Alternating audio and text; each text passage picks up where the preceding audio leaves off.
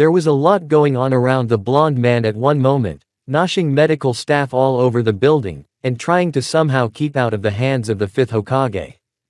She was handing out orders, and the staff was running back and forth again. In the rush they couldn't quite figure out what had happened. Naruto was lying under an IV and recovering his strength. Next to him in the same room lay a girl behind a curtain. Her pulse was weak, meaning she still wanted to live. Before he went to the bloody prison, many shinobi were amazed that Uzumaki Naruto had attacked other countries' cage using his ninjutsu with S-rank techniques. Many confirmed that he used multiple shadow clones and Rasen Shuriken. The Hokage knew it wasn't him, but sent him to prison nonetheless. And informed the others that Naruto was now a hostage of this prison and should not be interfered with. They put a special seal on Naruto that prevented him from using his techniques, and he tried to escape from there, failed, and almost died if he hadn't been caught by the girl's strong arm. She didn't reveal this right away. After getting all soaked she had to dry her clothes. The young girl was a former Anbu in the Hidden Grass village. And gave her name as Ryazetsu. Her eyes were something similar to Nagato's Rinnegan, only they were grayish in color. Her hair was as white as snow, and her skin, by the way, a few shades lighter than the blonde. Naruto recognized that he wasn't just welcome in this prison. His nine-tailed chakra was needed to release one shinobi, but a demon had been released instead. As soon as he appeared, the jailer who had placed the seals on the prisoners was killed by the monster's clutches. The blonde man was able to free himself from the shackles and fought the demon. Satori, that was the name of the creature from the Pandora's box, was invulnerable and all of Uzumaki's attempts failed. Shinobi from Konoha came to his aid. Sakura and Tsunade explained to him that everything had been planned in advance so that he would play his part perfectly and not know he was on a mission. But any excuses they made, he sent them away and called his comrades scoundrels who weren't worth having anything to do with. As soon as the demon intended to finish Naruto off in Toad Hermit mode, he was covered by Ryazetsu, but that didn't save him. It was like the death of the fourth Hokage and his wife. Those were the last memories that happened to the blonde man, and he had a long wander through his own mind where the fox was talking to him. Pitiful mortal. You were pathetic, letting yourself be killed. But this girl was not indifferent to your pathetic life, and gave her own. The fox glared at the blonde with his eyes, trying to get through. Tell me, Kurama, what's the point of living now if everyone around me is lying to me without exception? The blonde replied, looking into the fox's eyes. If you intend to wipe Konoha off the map, then I'm all for it, and I'll be the first to do it, but don't hurry, Uzumaki, the time will come and you'll call here again, said the fox and the contact ended. Naruto woke up to a sharp pain throughout his body, and looked fearfully at his stomach. He didn't find any holes or anything like that. Just a lighter shade of skin. Looking at the chair next to the bed, there lay his protector. He smelled the scent of delicate flowers and the very reason for the smell. Sakura Haruno was lying on the edge of his bed, sleeping peacefully. Trying to move, he disturbed the sleep of Tsunade's student and she in turn rubbed her eyes and fixed her hair. Quickly she jumped up from him and tried to squeeze out words. She knew full well what she had done to him, condemned him to torment in that prison and didn't even try to defend him. What made it even more of a shock to him was when the Hokage took off his village protector and threw it on her desk. Naruto, I wish I could turn back time and explain everything to you, but Tsunade-sama has forbidden strictly to say anything to you. I blame myself for this and I want you to forgive me. We are team number 7 after all. The thought was rolling around in my head and I wanted to voice it, but I couldn't help myself. Naruto. Was all Sakura said as Uzumaki interrupted her. Sakura. Yes. Naruto, will you forgive me? Sakura said pleadingly, her heart beginning to sink at his answer. Only you, Sakura, but not the others. That answer almost made her heart sink into her heels. How could the man with the purest heart and soul say such a thing? Naruto, Sakura could only say, a lump lodged in her throat that kept her from yelling at him, not after what they had done to him. You know very well why. After being discharged from the hospital, I'm leaving Konoha forever, which doesn't want to accept me as I am, the blonde replied, turning on his other side. But you will become a Nunekin, Just like Sasuke, the thought made her heart begin to clench. She couldn't talk him into staying, and had confessed to him feelings of sincerity that he had rejected. She had liked Sasuke since the academy and couldn't stop thinking about him, even now. But what the annoying blonde guy who kept bugging her had told her, now telling her that all the teams were in place, would no longer do. She wanted to cry right there, but she couldn't do it in front of him and ran out of the room. She ran past the Hokage herself, and it made the woman's face change dramatically.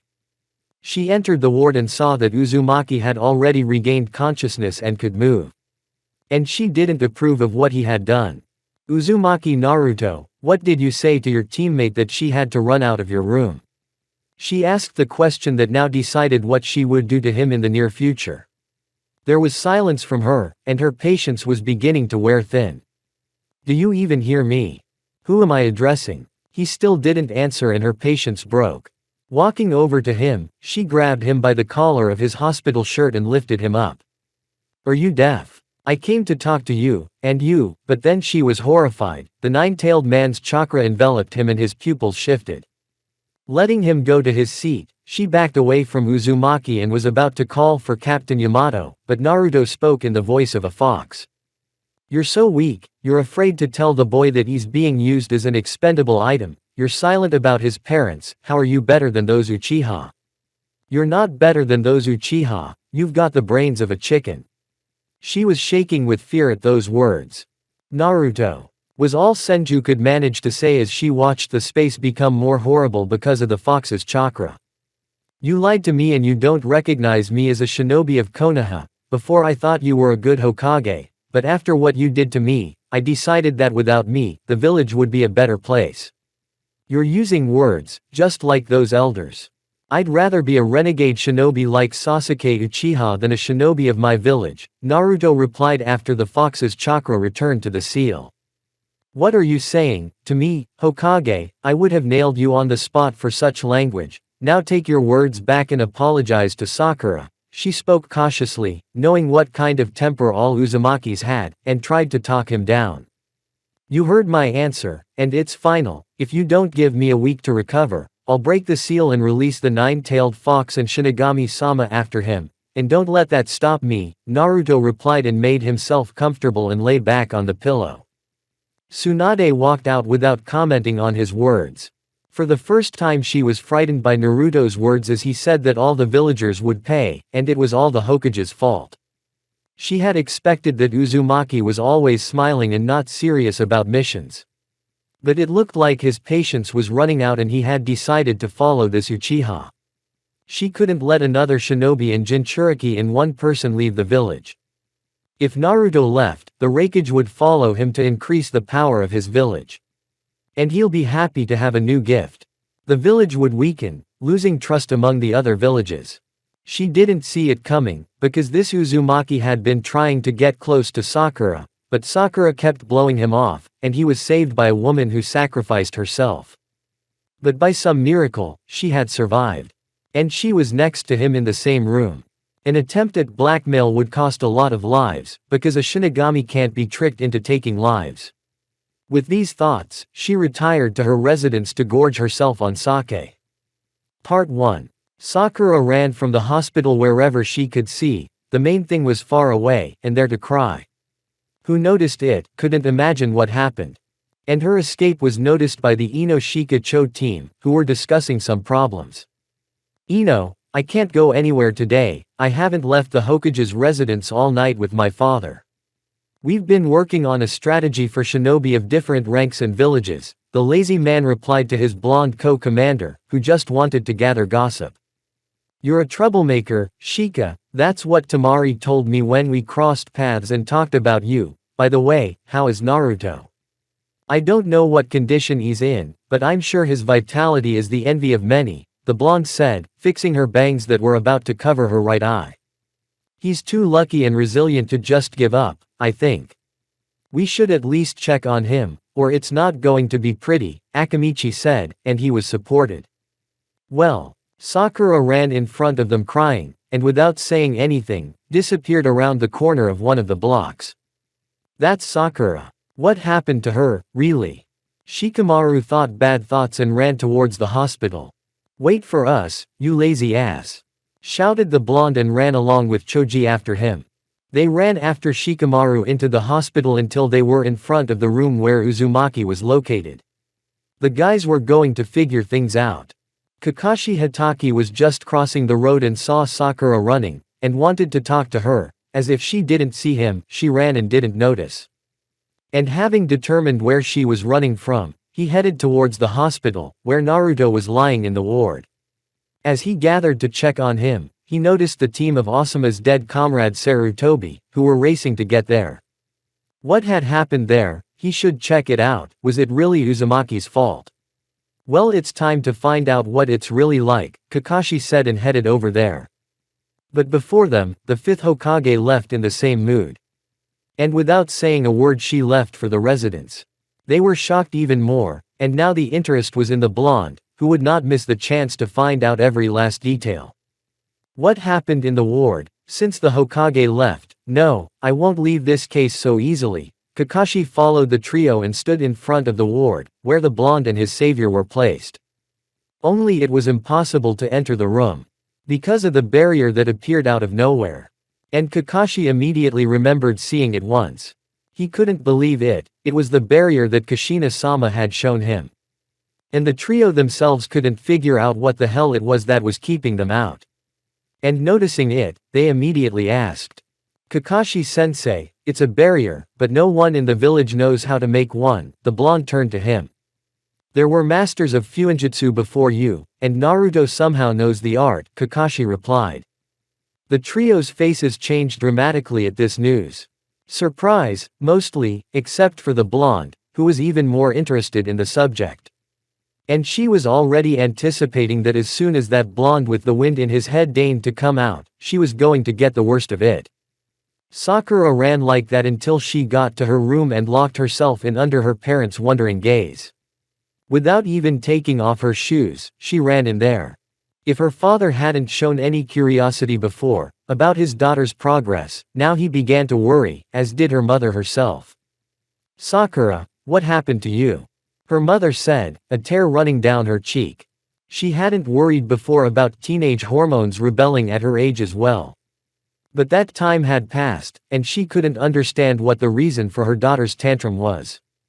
No. Rather, her daughter had locked herself in her room and cried into her pillow without explanation, just like when Sasuke disappeared from her life, and now what could have happened? Sakura, daughter, what's gotten into you, crying today? Her father asked her and found no answer. She buried her face into the pillow, wrapping her arms around herself and holding her tightly against him as if she was crying her eyes out. Her cheeks were streaming mascara that she hadn't had time to wash off, and now resembled mere smudges. Her parents could hear her crying and there was nothing they could do about it, especially if their daughter had locked herself inside and didn't want to see anyone. Her father and mother were worried about her condition and wanted to go to her but did not dare to interfere yet. Daughter, understand us, we want to help you, but you don't want to tell us what happened. My mother and I are worried about you. When you calm down, we'll talk, embraced his wife and decided to leave the house, so as not to hear this crying. Sakura, my heart might break if you don't tell me what's wrong. I need to understand what you're so upset about, the woman said as if addressing her.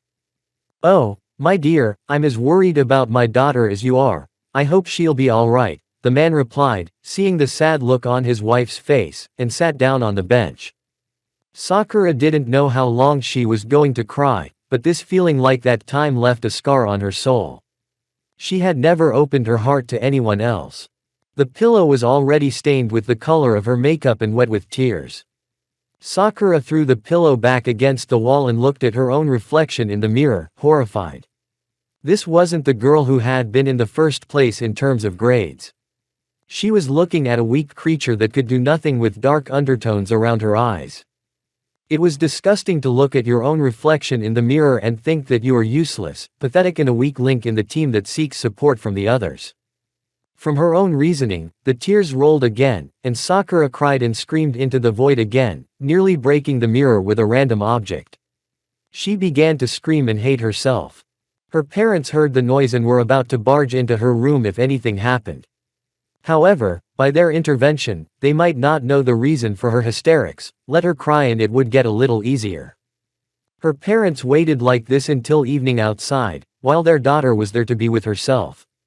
Once inside the house, they didn't hear any sobs or anything else.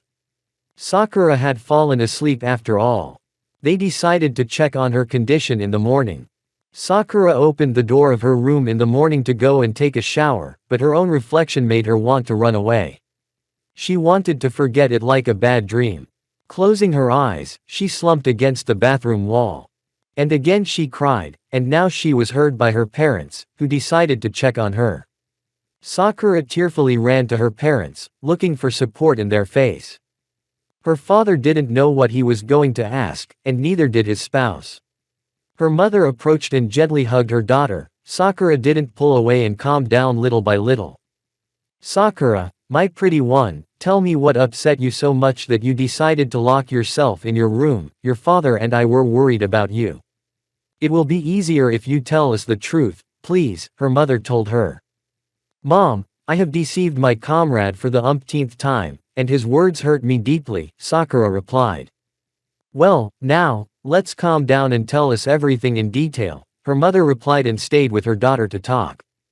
Sakura, overpowering herself, nodded and decided that she needed to clean herself up and then tell her parents everything. They would support her. Wiping away her tears, she calmed down and sat down on a chair in front of her parents at their shared table. Her mom brought a sedative and she drank it all to somehow answer them calmly and without tears. Part 2. Senju wandered the streets of Konoha, depressed and broken. Exactly like that, no other way. She never spoke another word to anyone she saw.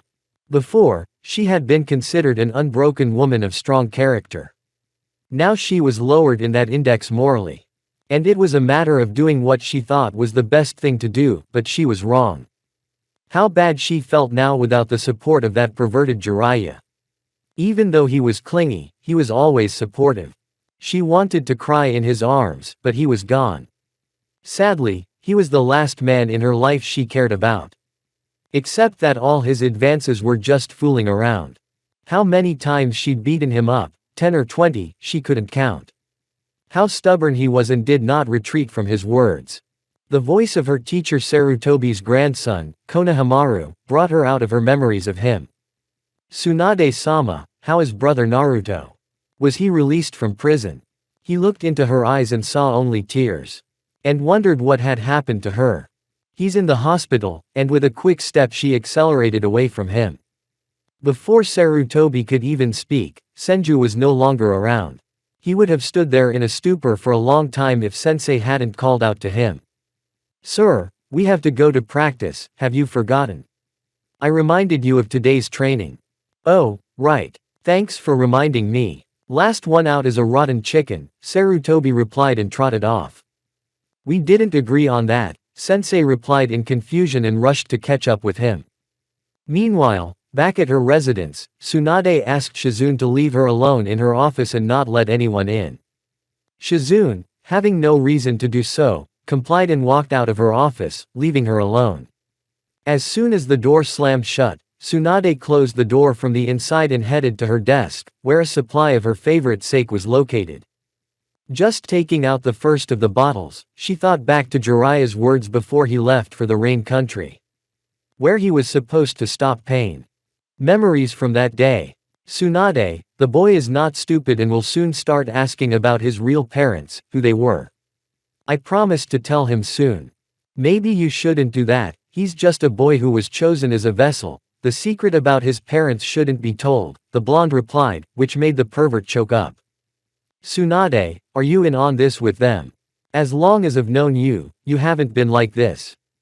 We need to maintain our status as a strong village, and our defense in the form of a tailed man is paramount. We don't care about the boy's fate, his needs, and other nonsense. Are you out of your mind? Why did I contact you and invite you for an old friendship drink? You have no Senju pride left in you, not like your grandfather Hashirama, the founder of the village. As soon as I stop pain, I'll tell Naruto about his parents and get him out of here. Don't make yourself a protector, the elders won't let you do that, especially me." Those words she said hit Jiraiya hard. "It will be on your conscience, remember, if I die, you have to tell him everything, otherwise he will hate the whole village and leave no one alive." Senju's words made Senju's heart pound and she was going to stop him. "You don't realize that the truth that the top of the village didn't let you tell him will hurt him badly. If I lose you, what will I do then?" Tsunade said and he stopped. "You said our village leaders, let's see how they'll sing when I get back," Jiraiya replied, making Senju feel uneasy. "If I lose you, then you'll weep for me, just like you weep for the rest of your men. I know I'll survive, so goodbye." "Fool," I told him as he turned the corner and cried. End of memories. Tsunade thought long and hard about whether one bottle would be enough, and pulled out a whole case. Uncorking the first bottle, her throat burned like pouring something burning inside. Her eyes watered and she set the bottle on the table, wiped the alcohol off with the sleeve of her clothes, and stared out the window. The clouds floating by reminded her of a time when she didn't have to lie. Until the old guys showed up with their attitude. Who wouldn't listen to anything, and that their word couldn't be broken, nor could their positions. How she blamed herself for following her grandfather and her teacher to become the cage of her home village. She had been promised a debt forgiveness if she didn't tell the fourth Hokage's son about his parents. Her rage literally wanted to burst out and get even with them for allowing themselves to blackmail their Hokage. But they made an argument that was not worth going against. Naruto would take Danzo to himself and make him an obedient weapon among the rest of the village and inspire terror. The top brass had calculated it all, and couldn't let their main trump card go free and put them to a hard choice. She had to be with them, and it was hinted that if she cheated, her comrade Jiraiya would be told whose son Minato was. The mere mention of him made her heart ache. She'd left him in the care of the third Hokage and asked him not to tell anyone, but the elders had found out about the secret and used it. How the bait had worked and Naruto was in their hands was a powerful argument in front of her. Her grandson, the last representative of the two extinct clans. Tears rolled and dripped onto the table, flowing down her cheeks. If she had known how that unfortunate night when Naruto was born would turn out, she would have taken him and raised him as her own son. She had been carrying this burden for so many years, and only now she realized what a mistake she had made in her life. She had turned her back on her own relative. And was afraid to tell it like it really was. If he found out, the village would know the second time the Nine Tails attacked. That was something she didn't want to let happen, and she had agreed to it. And now she was a weak and helpless woman who had already given up and couldn't find the strength to go forward. It was true what Naruto had said, "I'm no better than the damned Uchiha and the top of the village. I've become just like Danzo Shimura." She grabbed the bottle and threw it toward the window, and the sound of breaking glass was heard from there. From that, she made even more noise, breaking the table and smashing the sake crate. Once she did that, she leaned back in her chair and continued to cry. Shizune was about to find out what happened there, for she was worried about her condition, and upon hearing her crying, she abandoned the idea. "Jiraiya, you were right, I should have told him everything and opened up to you then. I'm a miserable woman who only wanted to show that I was strong enough to have no one to support me in my time of need," Senju said as if addressing him. "Oh my god, how stupid I was to fall for those old men's words.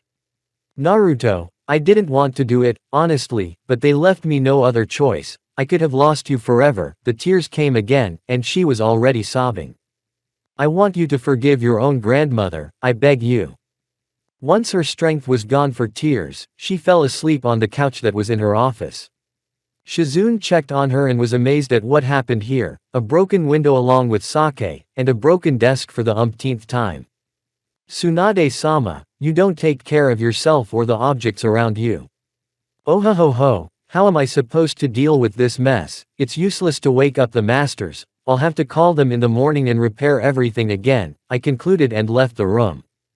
Part 3. Lying in the hospital bed, Blonde did not think about anything at all. He was sick of this life full of lies, betrayals, where it was difficult to determine who was with you and who was against you after everything that had happened to him lately. Meeting his father had turned his life upside down. He didn't have time to say everything, just relayed memories from his life. And then he disappeared. It happened when pain attacked the village and he lost control of himself and let the hatred take control. After that, he managed to overpower pain and eventually met the first disciples of the Twisted Hermit. Conan and Nagato had a conversation with him, after which Nagato brought back to life the shinobi who had died at his hands and Conan took his body to an unknown destination. This was followed by battles with the remaining mercenaries from the Akatsuki organization, and a false accusation of attacking the cage of other villages. When he tried to prove his innocence, they wouldn't even listen to him. He was shocked, and intended to find out who had framed him. He tried to escape from the bloody prison, but he almost died when he fell off a cliff. He was saved by Ryazetsu. As it turned out, she was also a hostage of the prison and did not reveal her identity. That was clear after the two wet-dried their clothes over the fire. Then they turned away from each other. This girl interested him with one feature, the eyes, similarity to Nagato's Rinnegan. After they found out that the seal master that was keeping them here was going to resurrect his son using Naruto's chakra, but instead released a demon. Naruto couldn't contain it and was preparing to die soon, but Ryazetsu showed up at the last moment and wanted to protect him. Only it didn't save him. They were both with big holes in their stomachs and dying. Tsunade and Sakura tried to keep Uzumaki alive, but it was all in vain. Sakura was already starting to get hysterical, as was Tsunade. Ryazetsu walked over to them and while clasping her wound, she applied the healing technique through a kiss. By the time Naruto came to his senses he was on the verge of death. And his seal began to let him through to his parents. He saw his father, a nine-tailed fox demon, and an unknown woman with blood-red hair, and another demon that was behind that red-haired one. Naruto, is that you? Did Shinigami-sama take your soul? I'll kill you. Why did you do that before your due date? Said the red-haired girl and started walking towards him. Mother. All my life I've dreamed of seeing you, Datbeo. He walked towards her and she hugged him. The hug was pleasant, tears of happiness came from her eyes and then her father came and embraced them. Well, it's okay, Mom's here. You're really my son if you're talking strange words. What happened, my sweetie? She looked at her son and he answered. Mom, I couldn't stop one of the demons and I was killed by it along with a girl, I don't know if she's alive. Oh, that's right, I see. I have nothing to blame you for, but that doesn't seem to be all, does it, my dear? She stroked her son's hair, sensing that he wasn't telling the truth. The Twisted Hermit should have told me about you, but he died defending the village from pain. I learned the truth when a nine-tailed fox demon nearly took control of me. Father showed up and passed on some of his memories. Oh, Minato, it seems the third Hokage took very good care of that. And it was about keeping the secret of our son's birth. And they kept quiet without telling him the truth. If I were alive, I'd kill every last one of them for my son. Mom, that's not all, he continued under a surprised look. Before the demon killed me, I was suspected of assassinating the cage of other villages. I was not protected by my comrades or the Hokage. They stripped me of my tread, which I treasured dearly. I couldn't believe such a thing and then they tried to apologize to me, but it was too late to apologize. They spit in my back and stomped on my pride. I didn't stand for it and told them everything I thought of them. My sunshine, you've been through so much, I don't even know how to help you. By the way, Shinigami-sama is the patron saint of our clan, just like Kurama. Kurama. The blonde was surprised. Yeah, it's that fox, call him that. And by the way, this is a gift from me, use them wisely. She touched his forehead and passed on the knowledge of Fuinjutsu. You're still human, unlike the rest of the inhabitants. I'm glad I have such a beautiful son. You're smart enough for your age, and you have a good strategy. It's a shame that Kushina and I had to condemn you to this life, and forgive us, Minato said to him. Oh, what's going on? Suddenly he started to notice that he was starting to disappear. Naruto, sweetheart, if you are being pulled from the other side of the world, then you will live. And remember the vows I told you, if you decide to avenge us on the village, then break the seal and tear it in two so that Shinigami-sama and Kurama will finish off the village. Okay, Mom, I'll always remember you. You're the best parents anyone could ever dream of. Goodbye. Goodbye, my Naruto. I want you to start a new life away from this rotting village. Naruto was brought out of his lying on the bed by a noise from another bunk in his own room. Leaning back on the bed, he stood up and walked barefoot towards the noise and couldn't believe his eyes. Ryazetsu was alive and well. It couldn't have been a dream. If he had talked to Tsunade and Sakura recently. He had put up the barrier after they had left, so that no one would bother him with questions. And now he cautiously approached her and made sure it was really her. Her birch scarf, which she wore in the manner of a bandana, lay on a chair. After admiring her beautiful face, he carefully stepped back to his bed and dreamily imagined how he would live with her. Although wait, why would she choose to do that? They had only known each other for a few days, but in that time they had managed to trust each other. And she gave her kiss to him. His train of thought was interrupted by an approaching barrier. And it was Ino, Shikamaru, and Choji and Kakashi. But what they were doing here was unclear. Maybe they saw Sakura running away from here. He didn't want to talk to them now, today for sure. They didn't know he could hear them talking, thanks to the barrier he'd learned in his subconscious. Kurama, like a strict teacher, watched the process and continued to monitor his progress afterward. Ino couldn't wait to punch the guy with the wind in his head in the face, and Kakashi and Shikamaru to find out the reason why Sakura was running away, as well as Tsunade-sama. Choji as one of his friends wanted to know how his health was. Too much had come upon me, the death of the last person who was related to my parents. The betrayal and lies they carefully disguised. My opinion is nothing to them. When Ryazetsu wakes up, I will take her with me, and leave the village that is so saturated with hate. There's nothing keeping me here anymore, is there, Kurama? I turned to my friend. Yes. How rotten do these people have to be to treat a child who only wanted to know the truth about his parents like that? I wish I had told you the whole truth, kid, no offense, the fox replied. It's all right, Kurama. I used to think that my parents had abandoned me to my fate. But now I realize that they gave their lives for the village. They didn't realize it would turn out badly for their son. I was literally surviving, and would have died in a back alley if it hadn't been for you, Kurama. You healed my wounds, and I remember the first time I met you. I won't forget it either, kid. Whatever those old men do, they won't get away with it. I'd love to torture them. Oh, by the way, I should bring one with me, the redhead they got in interrogation. Karen. She's no relation to me, but we're from the same clan, they'll give her to me without question. So it's settled, the three of us leave the village. If they mess with me, I'll dance on their bones. Now vacate the living area, I'm going to bed. Kurama kicked him out of his subconscious and curled up in a ball and fell asleep as if nothing had happened. At the blonde's surprised look. Hey, wait. There you go again, leaving me alone with my problems. Should I take a nap, too? Part 4. The blonde waited with bated breath for that damn Uzumaki to remove the barrier, but it didn't happen. How she wanted to beat the crap out of him so she could answer a few questions. She, like the others, were in her own thoughts. Ino was hopefully thinking about going to Sakura's house and asking her what had happened. As she was about to leave, her friends called out to her. She turned to them. Ino, where are you going? I understand that you want to know what happened and go to Sakura for answers, Shikamaru said, and she nodded. Yes, I want to know what happened. That Uzumaki won't want to tell us anything, so I think it's best to talk to Sakura tomorrow. She needs to come to her senses after what she's been through. We'll meet here tomorrow and talk to him. Her gaze was fixed on the barrier the blonde was hiding behind. The blonde was not stopped and slowly began to clear the hospital corridor. They were getting back to their daily duties. Ino walked leisurely towards their family's flower store. Her mother, as usual, seeing her daughter slacking off, put an impossible job on her fragile shoulders.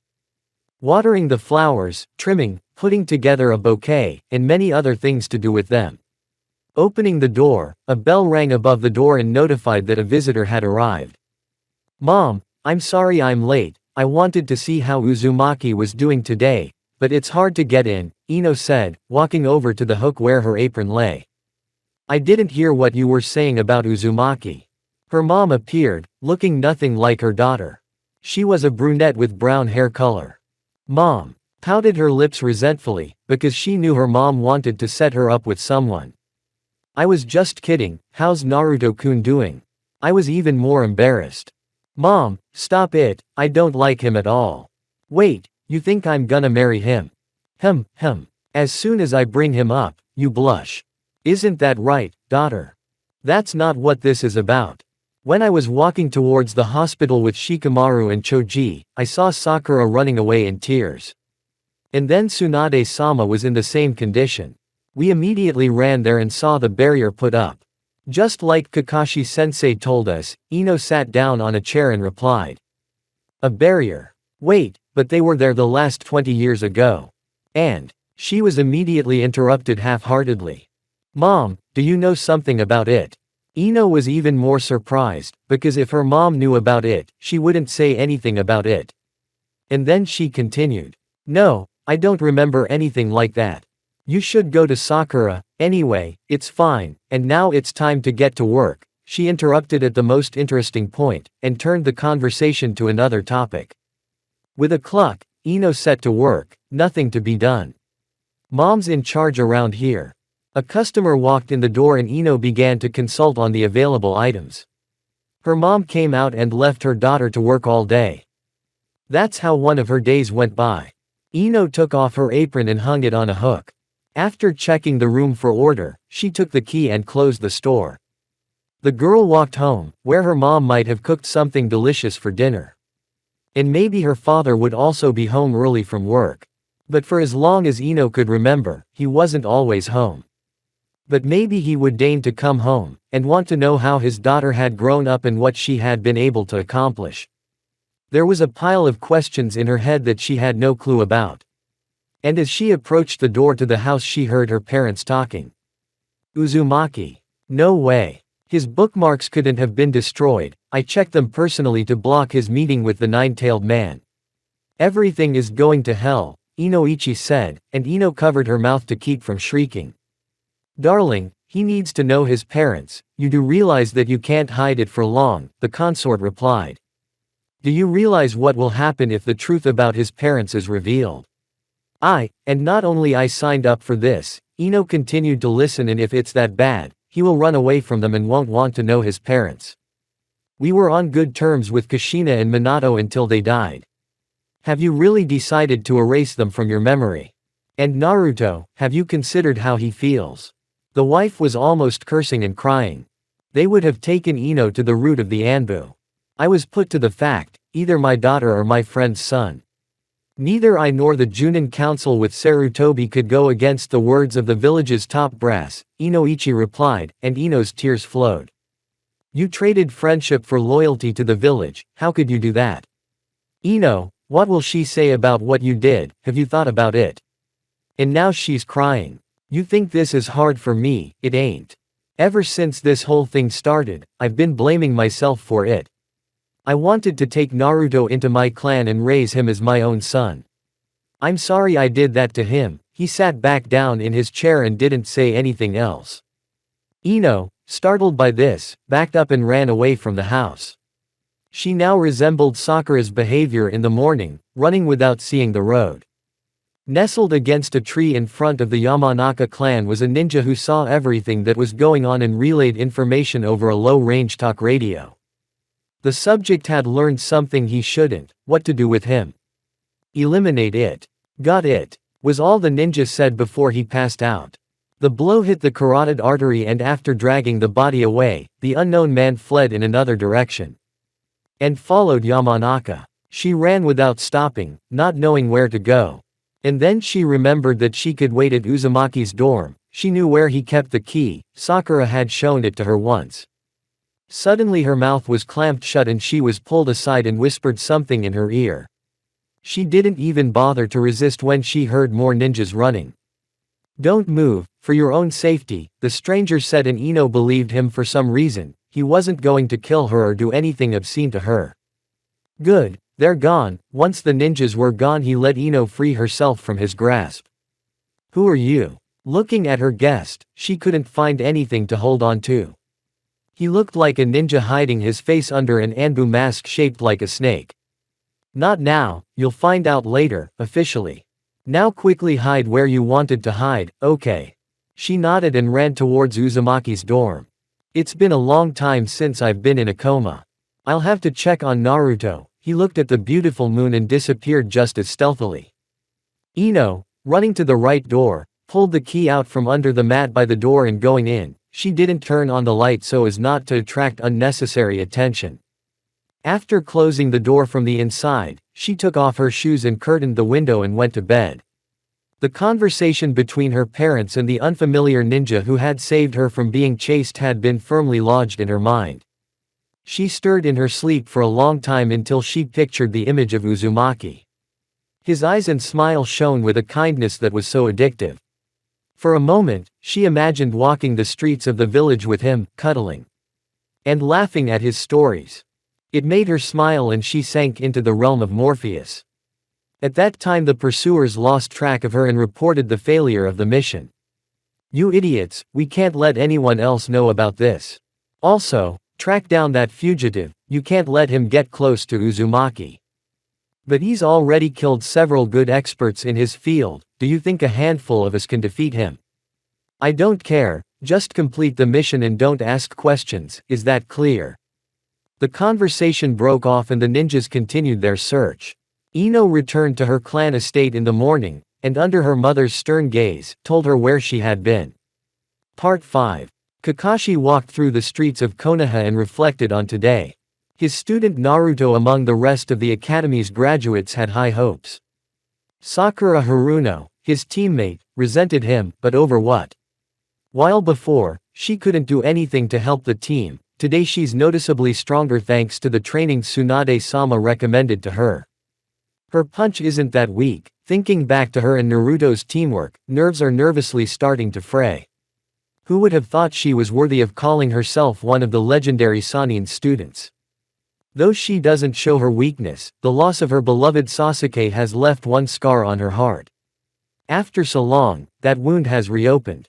And Naruto? What became of him in that bloody prison? He can't be broken by anything as long as I've known him. He's starting to look like someone I know.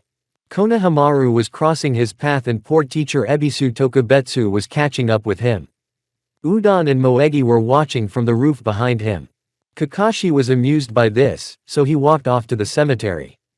He stood in front of 2 gravestones. Sensei, forgive me. I am a bad teacher for your son Naruto. He took after Kushina's temperament.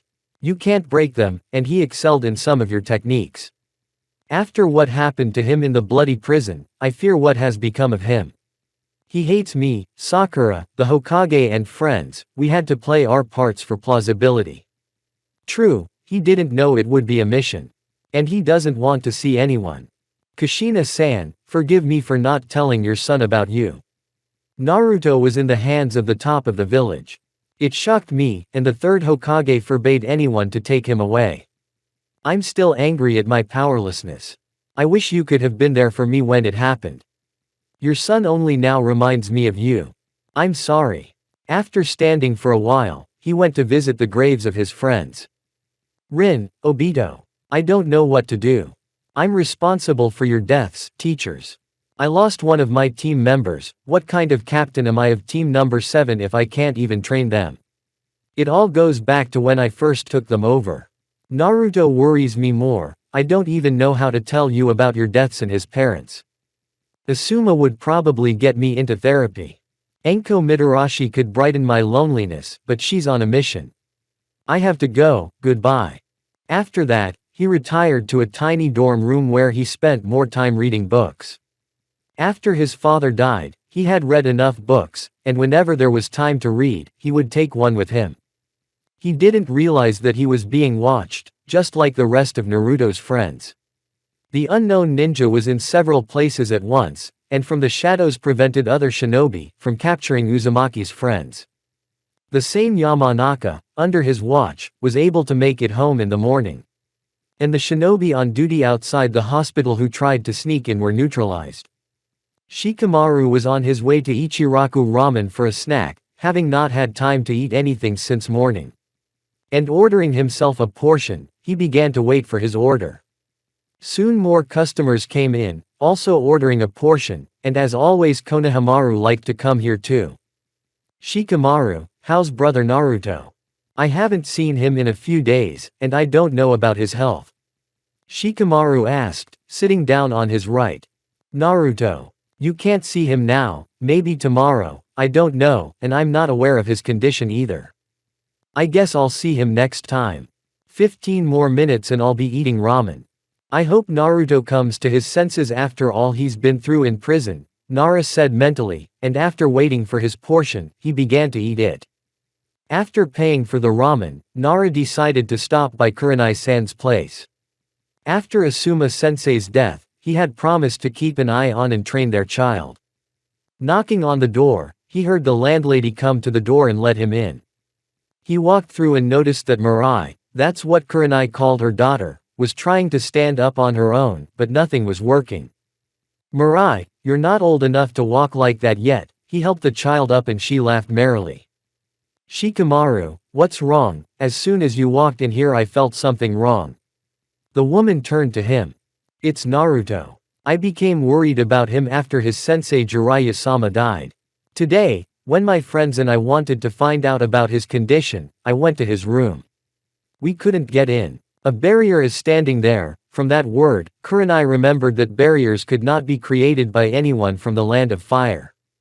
"A barrier? How do you know it was a barrier and not an illusion?" "Kakashi-sensei told us. I have a feeling I'm overlooking something, but what?" Nara wondered and took out a cigarette.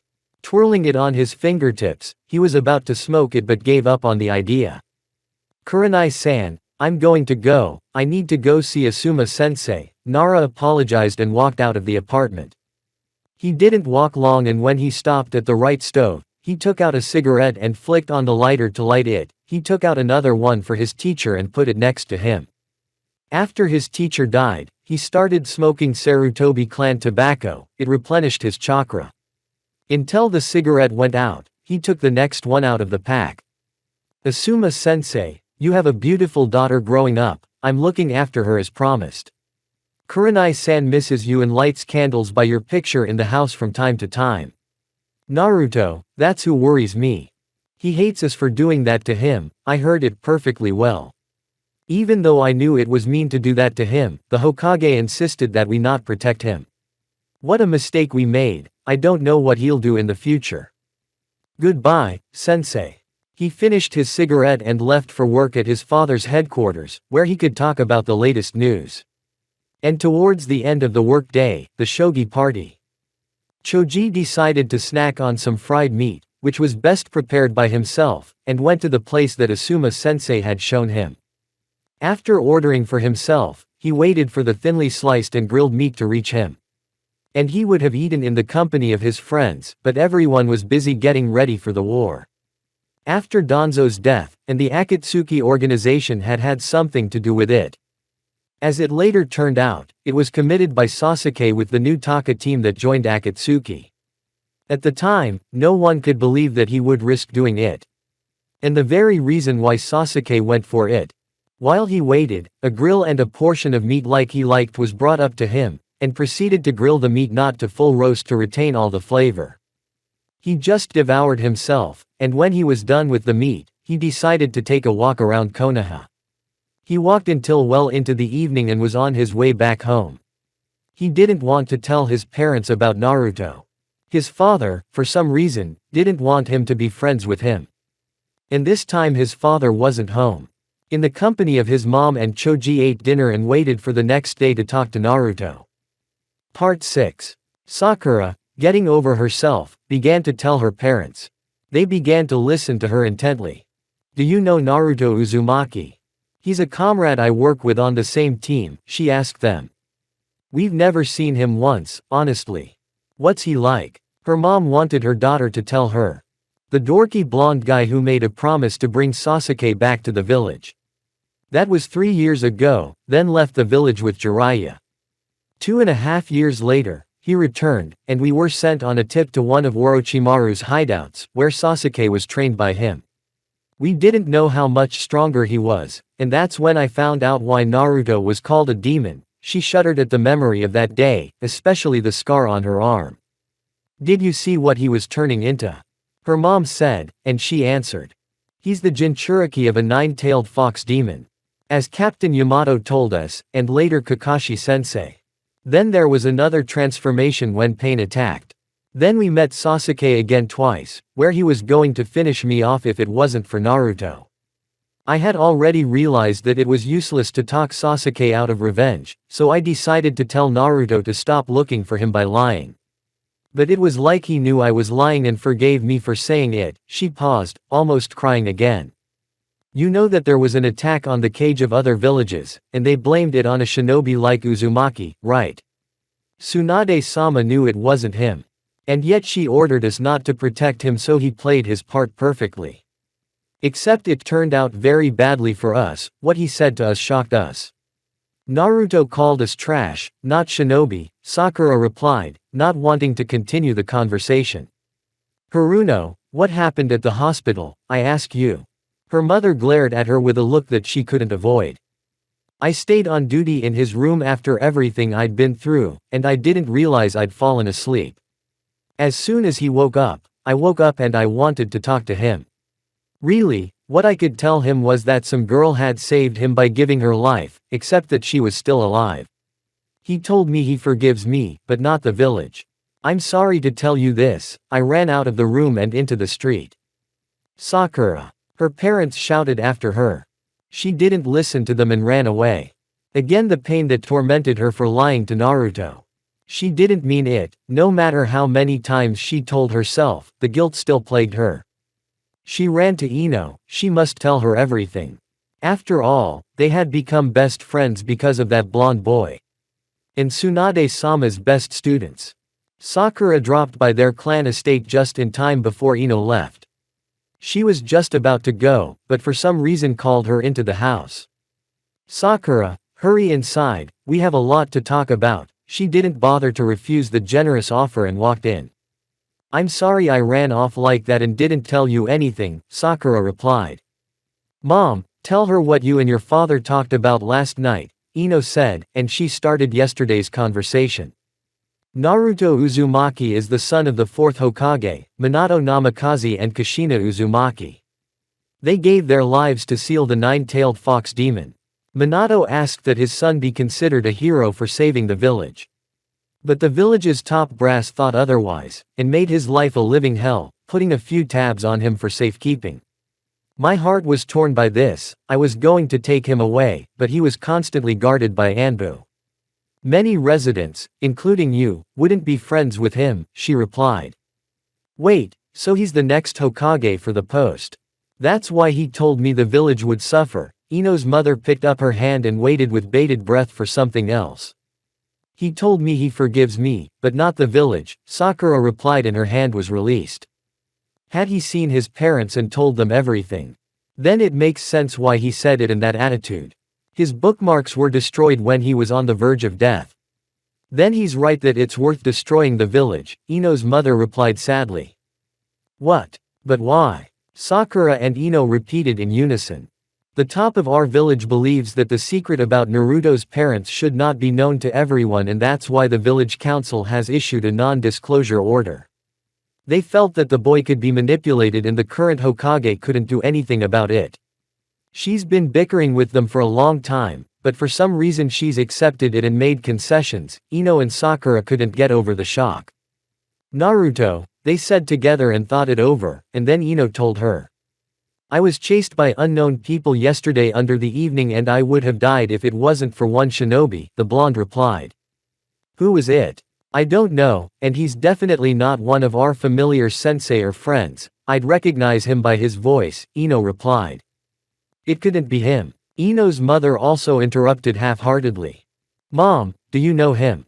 I don't know him, honestly, even Inoichi doesn't know who he is, she answered and made herself a sedative. And how did he learn to put up barriers? Ino persisted. His mom Kushina was the only one in the whole village who knew all the Fuin seals and could create a barrier without any problems. And Naruto-kun learned it in his subconscious, Ino's mom replied and drank a sedative. Naruto, why didn't we know anything about you? But what I would have done. He's right about the village, that it's rotten along with the inhabitants. And we are no better than those old geezers towards him, Sakura said, and she too was hurting for Naruto. Sakura, tell everything exactly to the others at the hospital. We agreed to meet there. I won't be able to get out of here. If they're looking for me, they'll probably kill me, Ino asked her friend. Okay, I'll tell her, Sakura replied and left the grounds of the manor. She walked cautiously towards the hospital and didn't feel the presence of watchers. She passed the reception desk and went to Uzumaki's room where Shikamaru and Kakashi-sensei were waiting. It was as if they were waiting for her to show up. Sakura, are you okay? Naruto took down the barrier and seems to want to talk to all of us, Kakashi said. Yes. I'm fine, Sakura replied and didn't know how to act after yesterday. Naruto, can you put up a barrier? We're being watched, Sakura said as soon as she got close to him. And he recreated the barrier without folding the seals. Surveillance. How do you know we're being watched and that Naruto can create barriers? Nara asked. I met Ino and she told me everything. Her mother told me about Naruto's parents, Sakura replied, sitting down on a chair. Kakashi-sensei, you have lost your status as a teacher to me now. You hid the fact that you knew my parents and kept silent. As soon as Kakashi approached Naruto, the latter said. Naruto. Do you have any idea the position we were all in? You were used as an argument in front of everyone your parents knew. To this day, I regret agreeing to it. The upper class of the village didn't know what they were getting into. They were counting on you to be the perfect weapon in their hands. I don't know if you can forgive me. I'm a really bad teacher and a scoundrel for not telling you about your parents right away, Kakashi replied. That's exactly what I wanted to hear from you when I had the time, but it's too late now. Konoha must be destroyed. His words made everyone without exception startled by the threatening note from the kindest of all shinobi. Naruto, if we had known, you must forgive your friends. I didn't know we had such a rotten society from the day the village was founded, Nara replied. Shika, the village doesn't deserve a second chance, and if I am forced to, I will wipe Konoha off the earth without delay, and my parents have supported me in that, Naruto said, getting up from the bed and walking over to Ryazetsu. She wiggled in the bed. Where are you going? Sakura immediately faltered, for there lay his savior. And followed him with the others. Ryazetsu removed her bandana and sat down on a chair. And touched her face with his hands. Naruto, this is a dream. I remember kissing you perfectly well. She let out tears of happiness at his touch. No, you're alive, I just don't know how. Only the scar will remind you of that. She touched the place where the hole should be under her robe and didn't find it. It's a miracle, Naruto, I'm so happy. The girl replied happily and hugged him back. He would have rejoiced further, but then. Naruto, get on the line, dummy. The fox called out. I'm sorry, but I'm in a meeting with Kurama. I don't have time to explain, and immediately, sitting in the lotus pose, he was in unconsciousness. The company didn't even have time to say anything. It took you so long, okay, fuck it. About this savior, her life was upheld by me.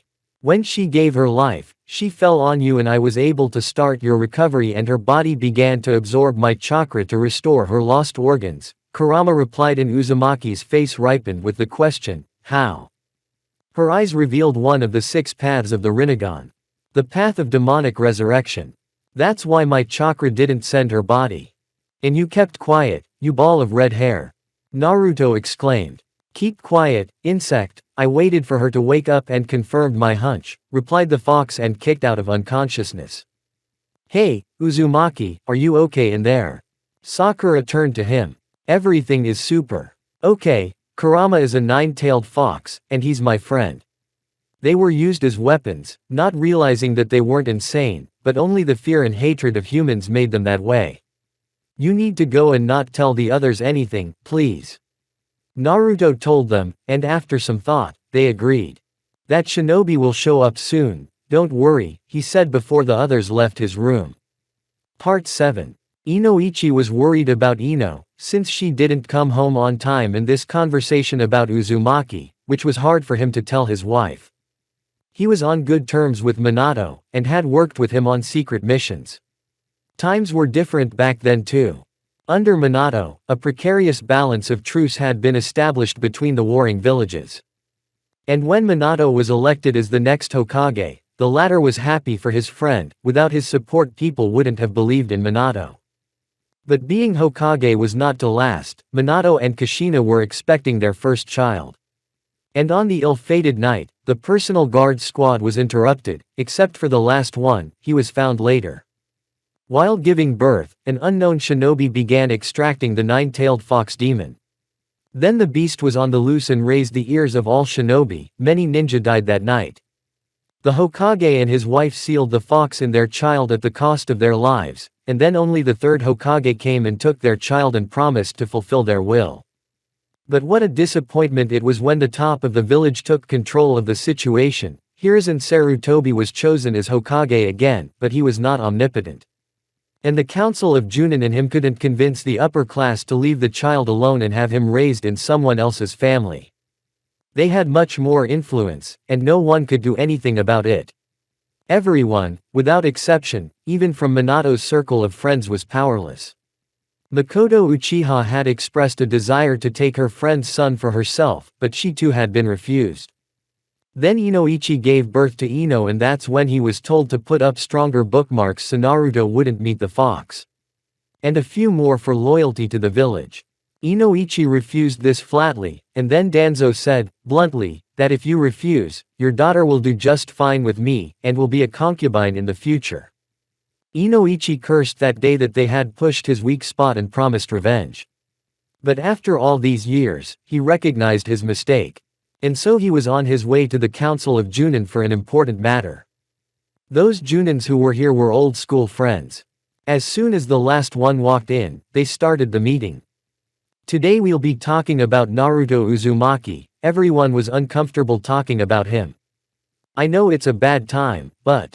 A hand of an unknown shinobi wearing a snake mask rested on his shoulder. Everyone grabbed their weapons and prepared to attack, but the guest only took off his mask and everyone was surprised mixed with shock. His eyes most of all eliminated Sharingan and Rinnegan, and black as tar hair. And he put it back on. Everyone had only one thought to voice, Uchiha. From what I understand, things suck, no wonder. What do you want? Objected Ibiki Morino from the interrogation department. You haven't changed a bit, Ibiki, but you've gotten tougher. I'm stuck in time. Madara's damn technique. He slammed the table with all his might, and a crack appeared where he had hit it. So why are you here? As long as I have the opportunity, I can torture you at my pleasure, but those words were not taken seriously by the stranger. It's a shame you can't see the irony. While I've been in a coma, you've all been dancing to the tune of the village's top brass without exception. And now they've come to their senses when their main weapon of the village is out of their control. This doesn't concern you, you've long since been expelled from the Junin. Only temporarily. But now you must decide whose side you're on, Minato's or the old men's. I'll give you a little hint. A person from the Yamanaka clan found out your secret and was on the list for elimination. Inoichi got angry at those words. My daughter. Who dares? Answer me. He stood up, ready to do anything for his daughter.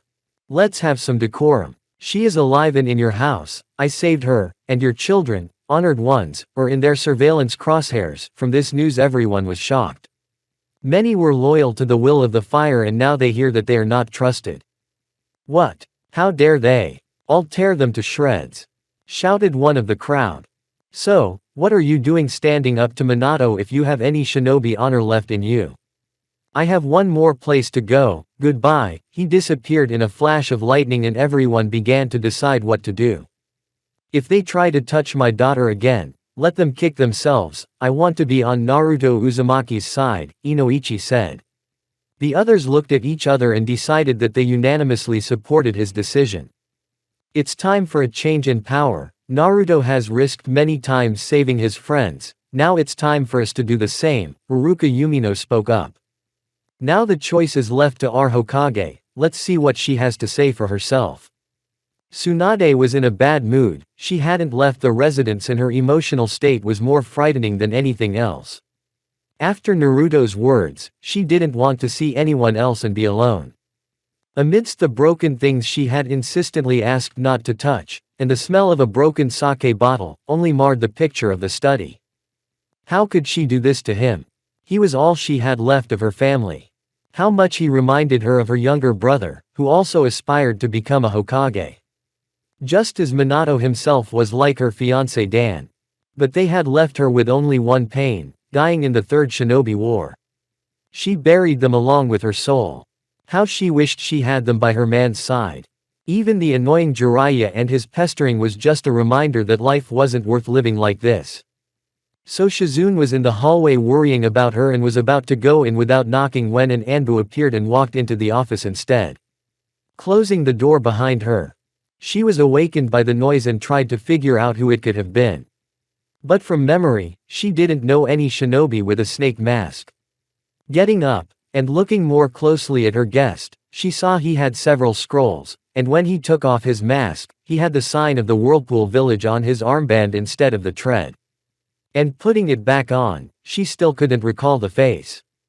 "You can't know me, because I'm Kushina Uzumaki's own brother." Those words came as a shock. As far as she knew there was no one left alive from Kushina's bloodline.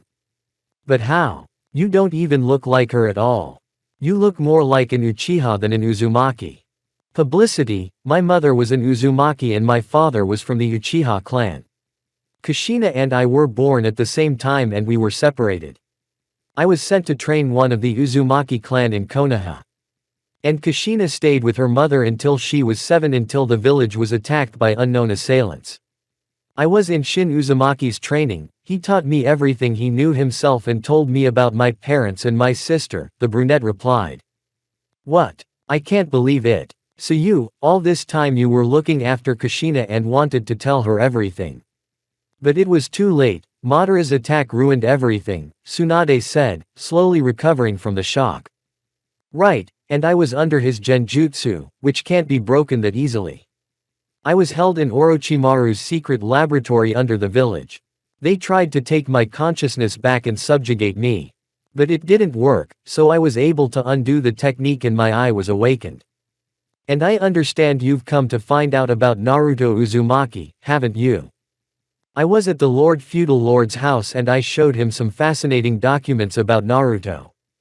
And he was furious about what was going on in his country.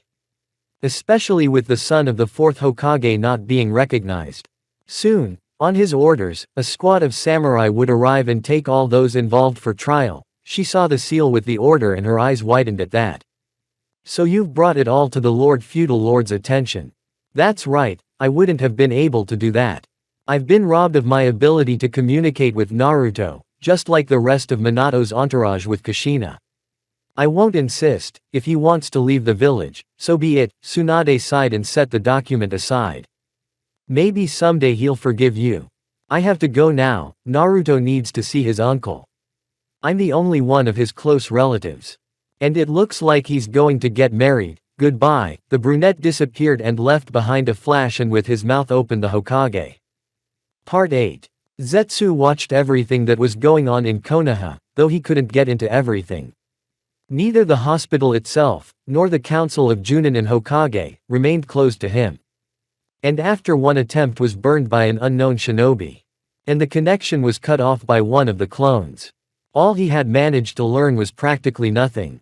And now he was walking towards the leader Sama. He crossed his fingers on his arms and rested his elbows against the armrests of his throne. To his left was Kisame Hoshikage, and to his right was Kabuto Yakushi. Fishhead was watching his movements carefully, as was the leader himself. Kabuto just had a smile up to his ears and in that snake Sanin mode, instilled worry more. And the leader revealed to everyone that he is Madara Uchiha in an orange spiral mask in front of all the cage. And declared war on everyone. Zetsu was sent by him to gather information against the hated Konoha.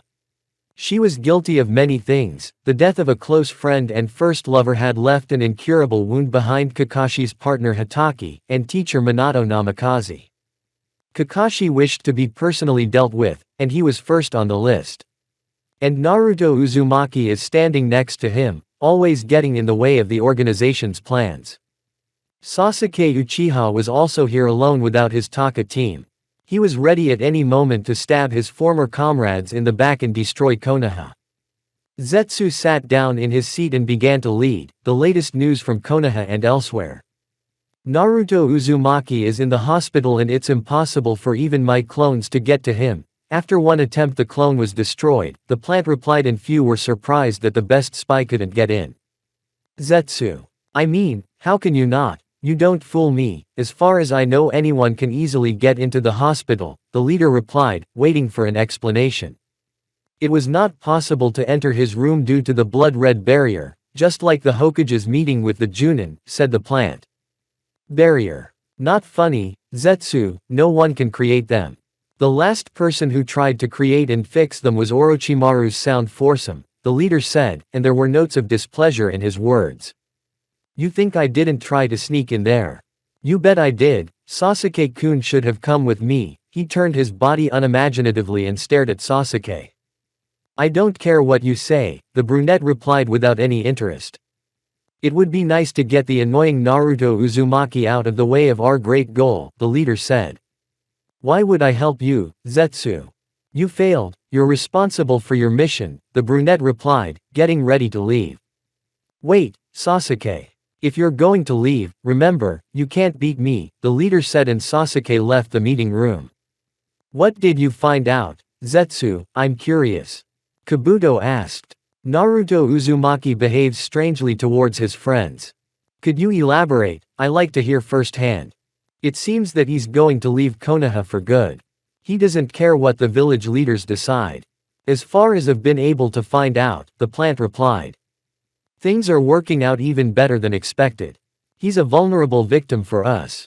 Now the Eternal Moon plan is realized, the leader said, and didn't realize that Sasuke had heard everything. I'm curious as to why he decided to leave Konoha like I did. I should follow him, thought Sasuke, and with a very quick step he fled from the Akatsuki lair. Suigetsu and Jugo were waiting for him on the way out.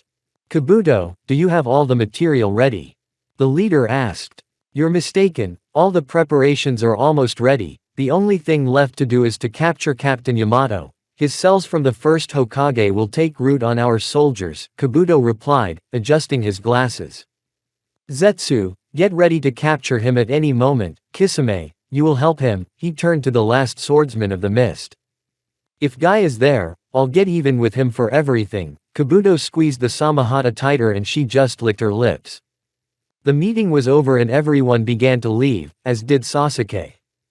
Sasuke walked past them without saying a word. And those with their mouths hanging open, about to ask questions about the new mission, followed him. Suigetsu was constantly drinking water from a bottle. Because of his body structure, he had to replenish his body's water supply. Jugo was the best spy. He was connected to the nature of animals and could recognize a moving danger with no problem. As soon as they were level with him, then Sasuke answered. Konoha. I intend to infiltrate there and avenge the clan, he said without any emotion, but it felt like he was driven by revenge. You're home. Do you really miss it, Sasuke? Suigetsu said and caught a look of utter hatred. Naruto Uzumaki, that's who I'm most interested in. He wants to leave the village and I need to see it, the brunette replied. We'll be there in 24 hours, Jugo said, and Sasuke only nodded at his calculations.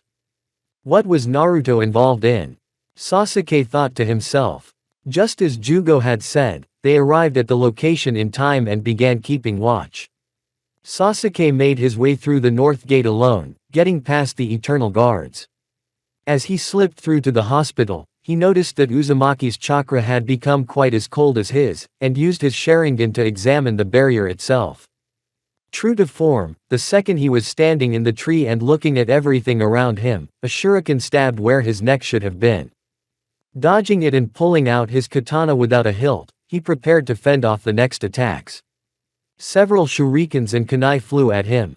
Fending off each of them, he could already sense that the opponent here was very strong. And at the same second, he saw a shinobi in a snake mask in front of him. Just like when he met Itachi, a leg kick to the stomach sent him back 10 meters. And Sasuke plowed a few meters into the ground, and skinned himself up and lunged at the shinobi. The blow was blocked by a black blade. A black katana with the image of a dragon.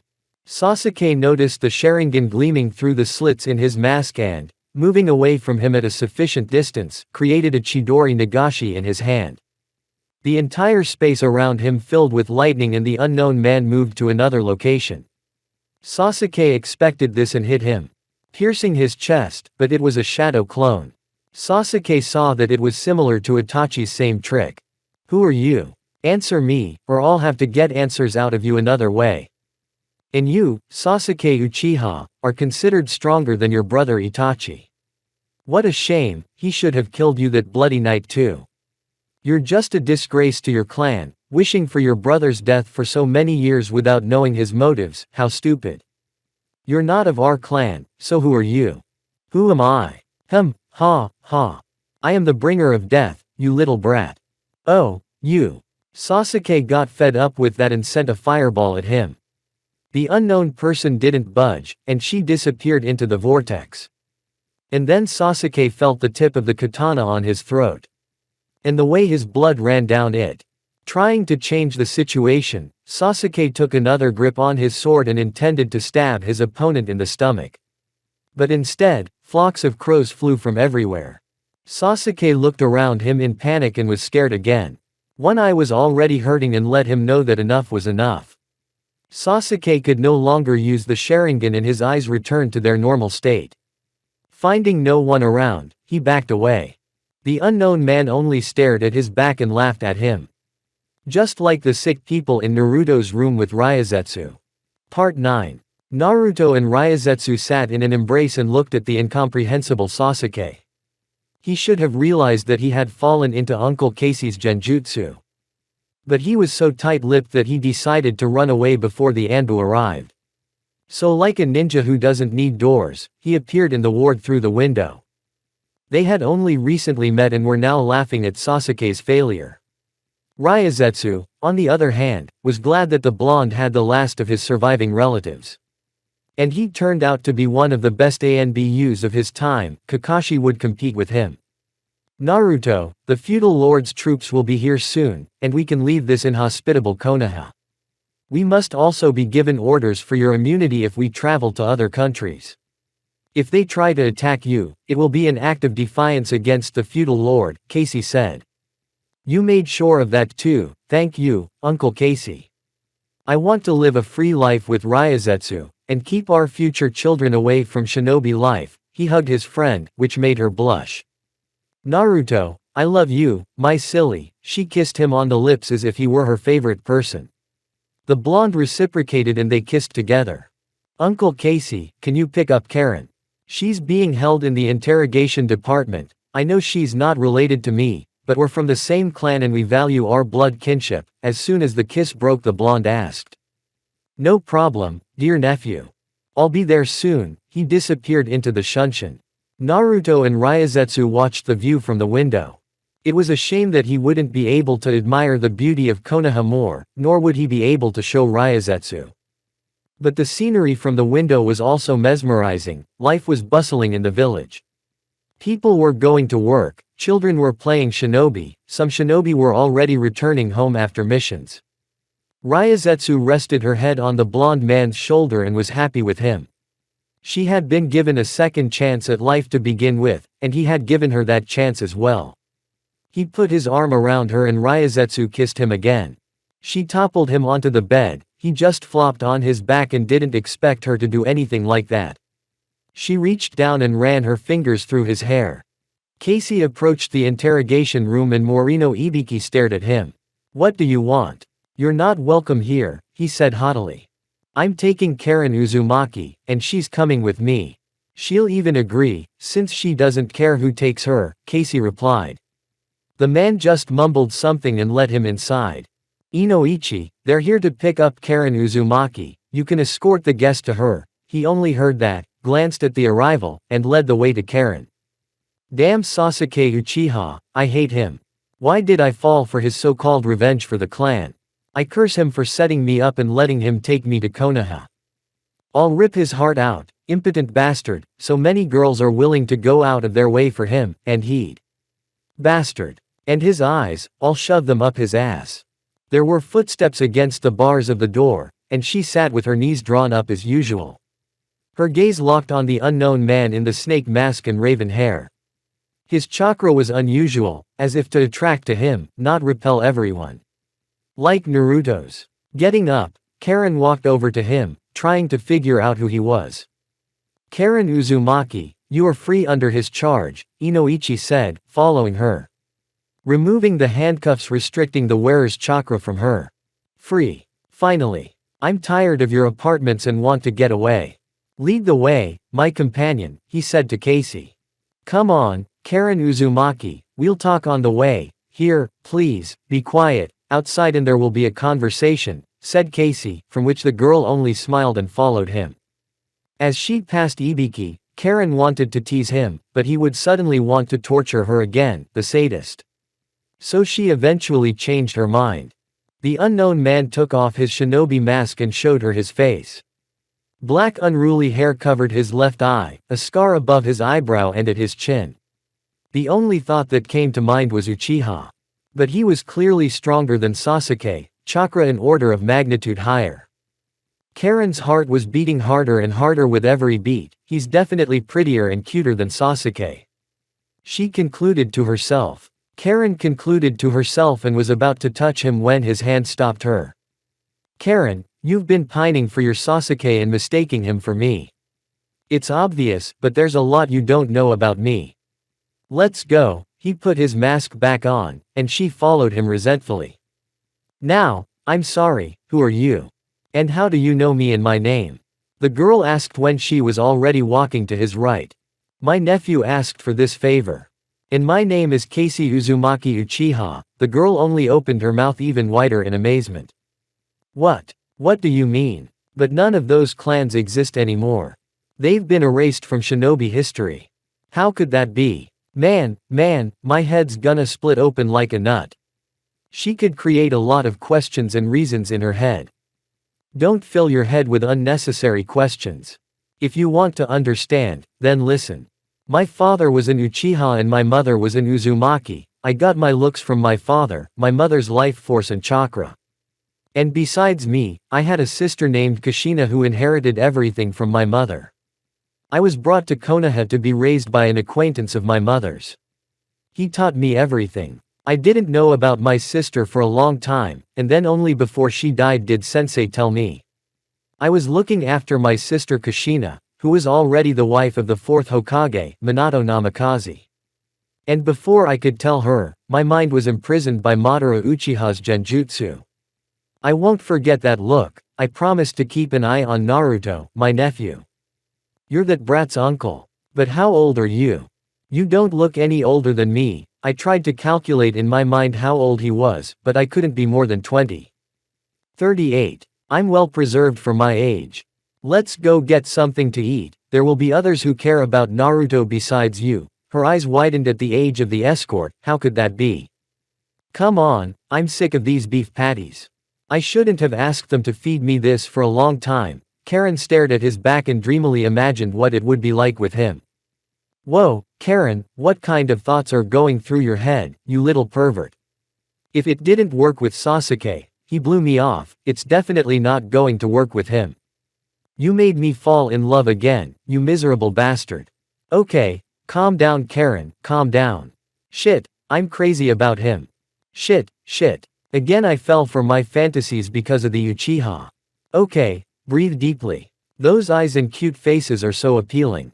No, what am I falling for again? Stupid. He's still cute, though. They went in for a bite to eat where they served barbecue and sat down at a vacant table to wait for their turn to cook. Karen was uncomfortable with the place. Everyone was looking at her and throwing slanted glances at Casey. And as soon as Karen spotted Sakura, she walked over to her. Apparently she was here to talk to her friends too, so she waited for them. Oh, sorry, Sakura apologized without noticing Casey. Have a seat, Ms. Haruno Sakura, the official address made the girl startle. Have we met by chance? No, but I knew your father, same hair. And you know Naruto, my nephew. You're his uncle. But he doesn't seem to have any relatives left. Excuse me, I'm gonna go, Casey stopped her. Tell his friends that Naruto is leaving the village and it will be at the end of the week. That's where you'll talk to him one last time. You can go now." Sakura left, leaving Karen with him. Once they had waited their turn, they proceeded to eat their lunch. Karen enjoyed her meal, as did Casey. This couple was seen by the Ino Shika-cho trio. Holy crap. Handsome. Not bad taste he has. Part 10. Ino, hearing about Naruto, yanked Shikamaru by the sleeve and pointed at him. He didn't understand anything at all. "That pretty boy saved me, I told Sakura about it, you missed it, and intended to join them." "Oh, right. But without the details it was." "Choji, let's go," he turned to his partner. "Yeah, let's go," the fat man replied and followed Ino to sit next to him. Sasuke comes second to him, and he's just as handsome as Naruto.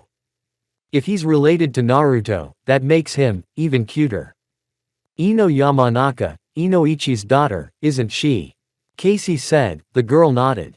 "I didn't tell you my name." "And who told you about my name?" the blonde girl asked. "Naruto, my nephew. And he told me about each of you he trusted until recently," Casey replied, and Ino sank back. He was right about that. What kind of friends were they to Naruto if they didn't tell him that sending him to prison was a mission? "So you were the one who saved Ino. But how could you have known Inoichi-san would talk about Naruto?" Nara interjected into the conversation. "You must be from the Nara clan. The laziest and most tactful of shinobi. The first thing I should have done when I woke up was to send my shadow clones to friends and associates I trusted. And that worry could have been noticed by his friends and told his parents. And they, in turn, talked to their spouses about it," Casey replied, building up a chain of coherent actions. "But we don't know your name." He was interrupted by Karen. "He is Casey Uzumaki Uchiha, the last living relative of Naruto." What? There was only one pair of emotions on the trio's face, surprise and shock. They didn't say a word for the rest of the meal, and Casey and Karen left the diner. Casey and Karen left the diner, and the three of them went home. The week that Naruto had given Tsunade was coming to an end. The Hokage herself couldn't come, she was afraid to look into those eyes of kindness. And admit to herself that she had lied to him for so long. But soon she would tell him the whole truth herself and decided to say goodbye to him. His friends, at Sakura's request, had gathered in the back of the hospital and were waiting for the blonde. Naruto had replaced his hospital outfit with his own, but Ryazetsu had to look for new clothes. There was only one bandana left of her old one, and Casey, like a caring relative, had gotten her clothes to her size. Ryazetsu changed and went out with Naruto to the hospital discharge. Casey and Karen were waiting for them and headed out together to Naruto's friends. Kiba came out first and was about to punch Naruto. "Are you that stupid, dog man? And do you really think Naruto is leaving after Sasuke?" The words were spoken with a sneer. And he felt the nine-tailed fox breathing behind Naruto with red eyes. "What the hell is this? Naruto, you're abandoning your comrades, just like Sasuke," Kiba said, stepping back from him. "No, I'm not Sasuke. This is my choice and it is not for you to decide my fate for me. And I am the son of the fourth Hokage Minato Namikaze, and you call me friends, but this was already said by the fox.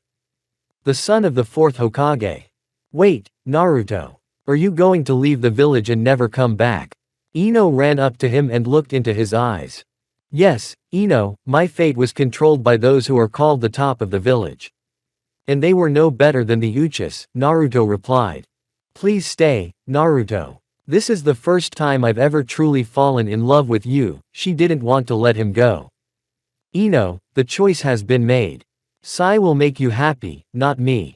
I can't live in Konoha, not after what she did to me. I want to leave her, and never come back," Naruto replied. Ino couldn't stand it and cried.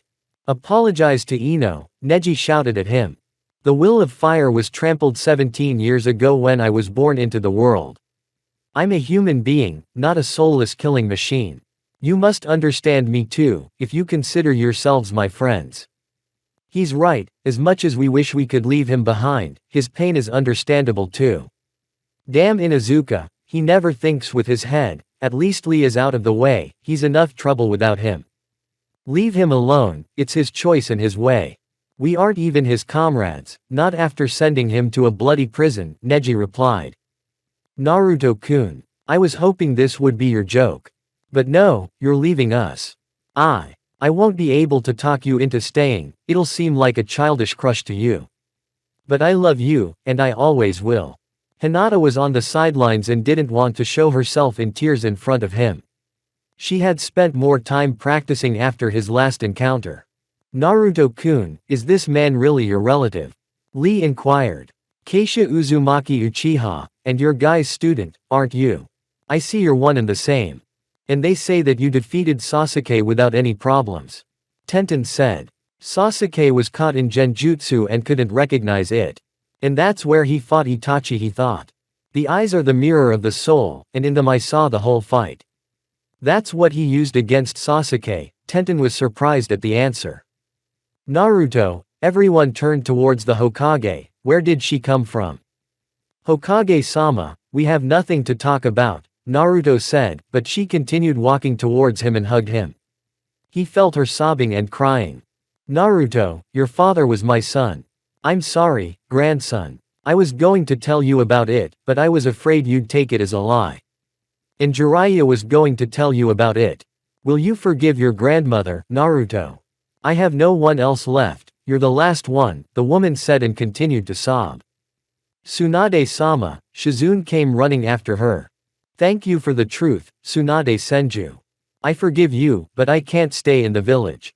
It's too saturated with human vices and I have no place in it, so goodbye. She let him go and then Shizune led her out. All of the friends heard what Tsunade-sama was saying and were even more surprised by Uzumaki's lineage. As soon as they got farther away from the hospital, samurai were walking in the streets with arrested people. The top of the village looked angrily at Uzumaki and cursed him. You, Mr. Keisha Uzumaki Uchiha. The feudal lord asked for a certified document signed by the rest of the feudal lords. One of the messengers ran up to him and handed him the document. Thank you, Casey said, and the man walked off to the samurai. In addition to the upperclassmen, the ones caught from the route were there as well. They had managed to be fished out by the heads of the clans that were on Naruto's side. Casey walked up to the elders, as did Naruto, and looked them in the eyes one last time before leaving Konoha. They couldn't take their eyes away, their movements disappeared somewhere, they didn't even have time to shout, for behind Uzumaki was both the nine-tailed fox demon and the Shinigami. They looked at it in fear and couldn't even yell anymore. The key released was enough for the seniors to realize that any of the defenders of the Uzumaki clan would come for their souls. The feudal lord had given time for Konoha to elect a new Hokage, as well as the entire top brass. Minato's friends were pardoned. Tsunade Senju resigned her position and awaited trial. After that, Naruto with Ryazetsu, Casey and Karen left the gates of Konoha. Naruto's friends decided that he had made the right choice and did not follow him. As they left the land of fire, they were blocked by Sasuke. Part 11. The daimyo of the Fire Nation was very disappointed with the situation of the 4th Hokage's child Minato Namikaze and his wife Kushina Uzumaki. What was reported 17 years later showed that he was more of a weapon than an ordinary teenager. Naruto Uzumaki was known as a shinobi who does not back down from his words, and about missions made famous to other hidden villages as well. The documents reviewed were promptly enacted, stripping the top of the village of any powers and property they had managed to appropriate for themselves. Now the Hokage would no longer sit in his seat, and Uzumaki Naruto would be under the protection of the daimyo, and the other kage would be aware of it. The fate of the top brass and their henchmen will be decided in court. All orders and the rest will be prepared as soon as possible. And handed over to the right people. One of the treasury accounts will be with Uzumaki for living outside his village. Hidden Sand Village. Suna. The message came by mail via bird, and after printing it out it was handed over to the Kage Council for a decision. Gaara, Temari, and Kankuro were discussing negotiations with the council members to decide to lead a single front against Madara's army. A messenger ran in without knocking and placed a report from the daimyo of the Fire Nation on the table. And departed. The meeting paused for a few moments, waiting for a decision from their kage. Staying in a moment's silence, Gaara read every word and did not realize that his first friend Naruto was the son of the fourth Hokage and he was about to leave his once native village. And now he was under the protection of the daimyo and no one dared approach him from the cage of the neighboring villages. Gaara was silent as he set the document aside, a fact that his older sister, who was a year older than him, didn't like.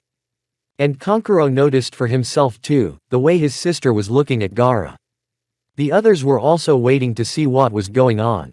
Gaara didn't wait any longer and said, "Naruto Uzumaki, my friend and ally, son of the fourth Hokage Minato Namikaze will be leaving Konoha soon, and he is under the protection of the daimyo of the Land of Fire."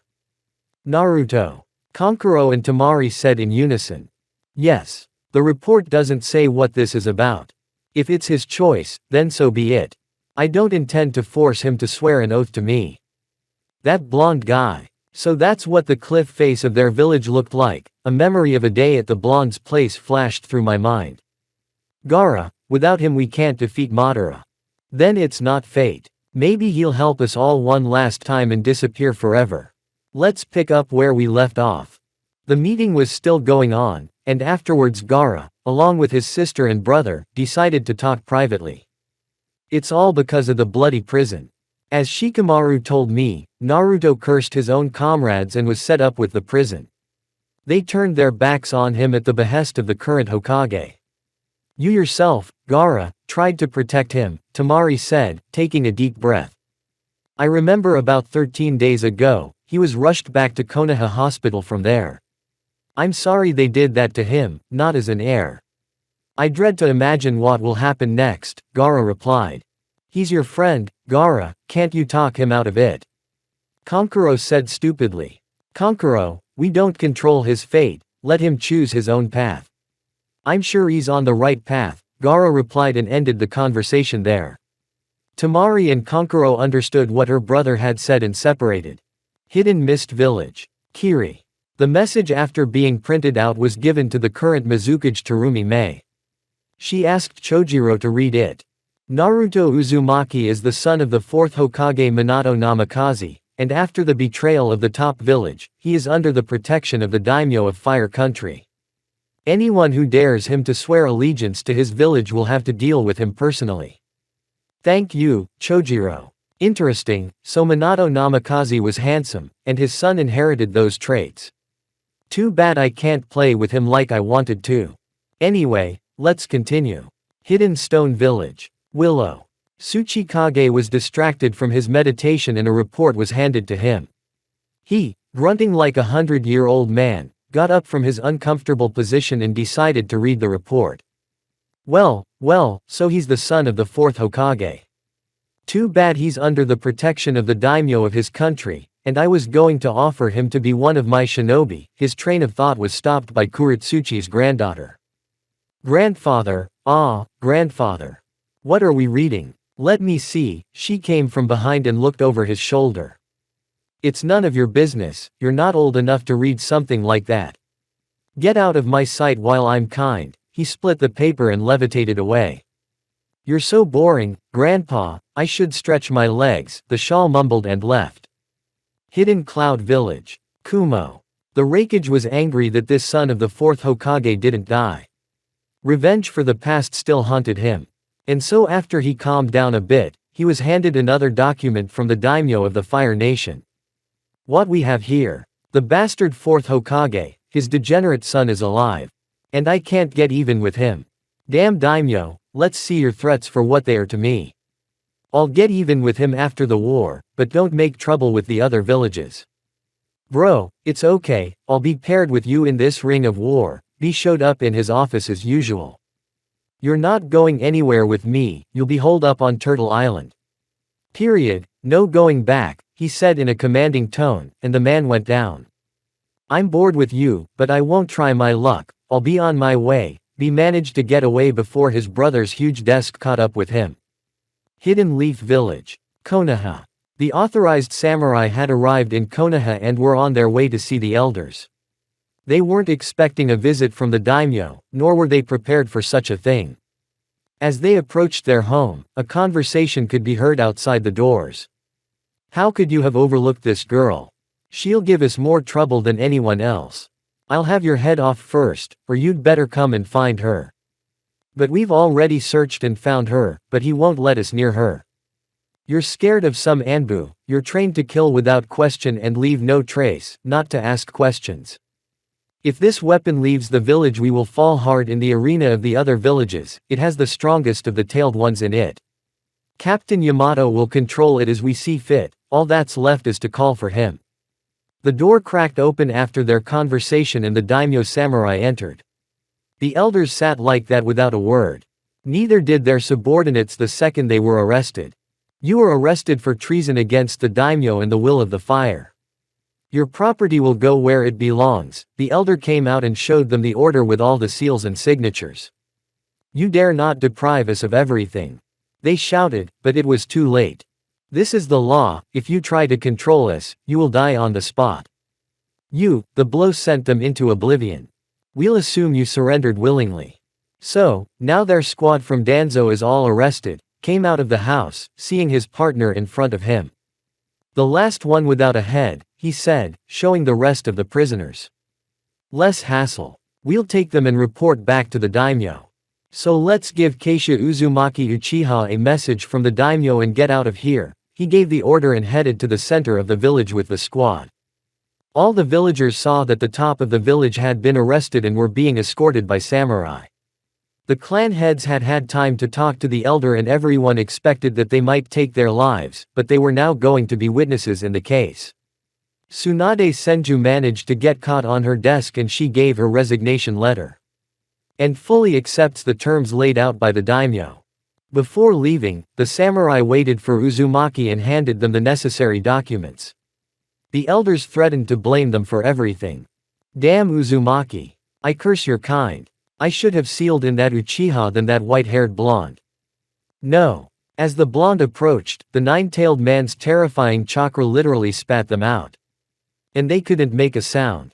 Primal fear enveloped them, giving them no way to resist the inevitable. As soon as the Uzumakis left the village their disappearance was noticed by Konohamaru and he began to question Sakura about it. Sakura-chan, where is Naruto going? He's not coming back anymore. More like forever. A tear ran down her cheek followed by the others, but she held back and wiped the tears away. Where to? No, I don't believe it. You're lying, he can't leave the village. Switching to hysterics, the boy shouted. Konohamaru, if Naruto was your ideal, then strive for it. Don't retreat from your words and step forward towards your dream, Sakura said and went about her business. Naruto, I will surpass you and become a Hokage like my grandfather. The brown-haired man raised his hand to the sun and clenched his fist. With a 32-tooth smile, he changed his gait and headed off to practice. Hinata managed to make it to the gate and watched in the wake of the ray of light that was Naruto. Her heart sank at seeing him for the last time. And chasing away unnecessary thoughts, headed back to the clan. Like Neji, he had long ago noticed that Hinata had loving feelings for Naruto and was afraid to tell him every time. Neji took one last look at Uzumaki and his uncle with the Byakugan.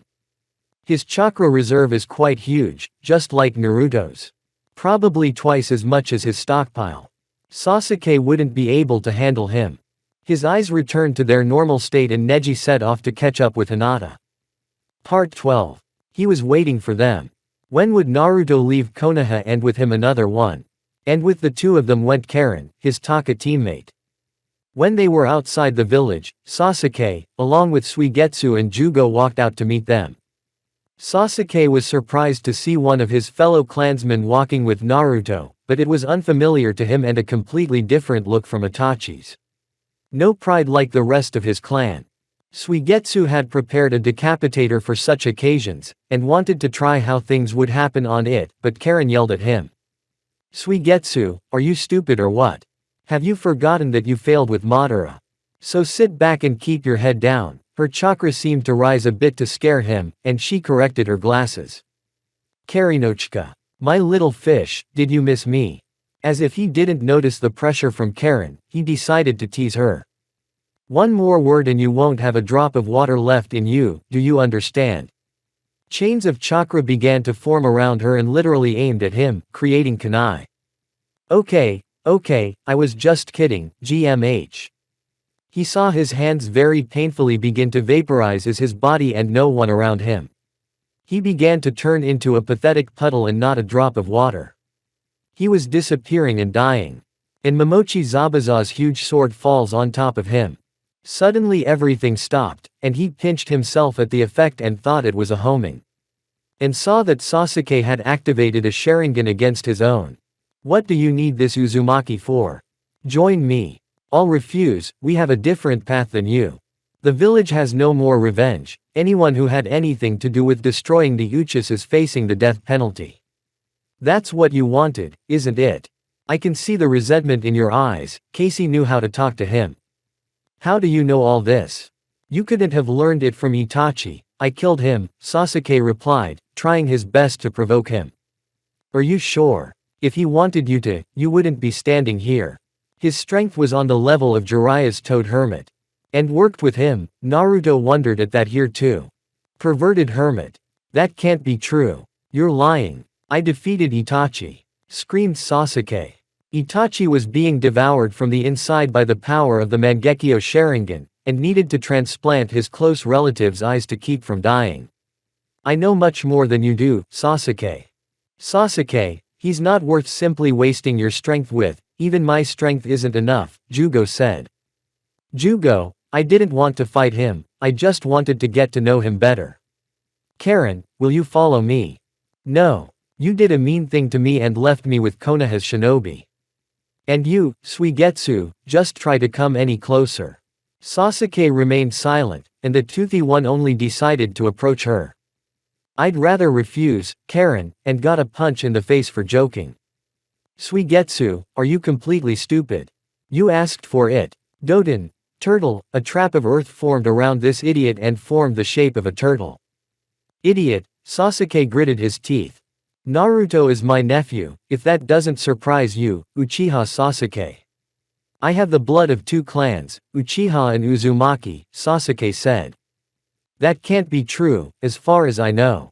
There were only marriages between relatives within the clan. No other way, you're lying.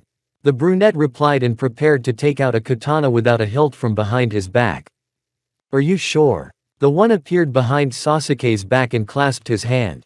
Sasuke felt his wrist being held tightly and had no chance to move it. Trying to create a Chidori Nagashi around him, he failed. The technique dissipated in the blink of an eye. And Sasuke was even more angry at Casey. The Mangekyo Sharingan changed pattern and then Itachi's raven began to be released from Naruto through his mouth. The program kicked in and deposited itself in front of Sasuke's eyes. Orders to protect the village from any threats, it was as if two voices now spoke. And Casey let Sasuke go. Naruto, see you later, the brunette replied without turning around and waved goodbye to the blonde. Jugo started to release Suigetsu from the dungeon and began to catch up with Sasuke. Uncle Casey, did you know that Raven was sitting in me? Naruto asked. No. From what I saw in the superimposed technique, it was Shisui's eye. And it takes 10 years to reset, from what I understand.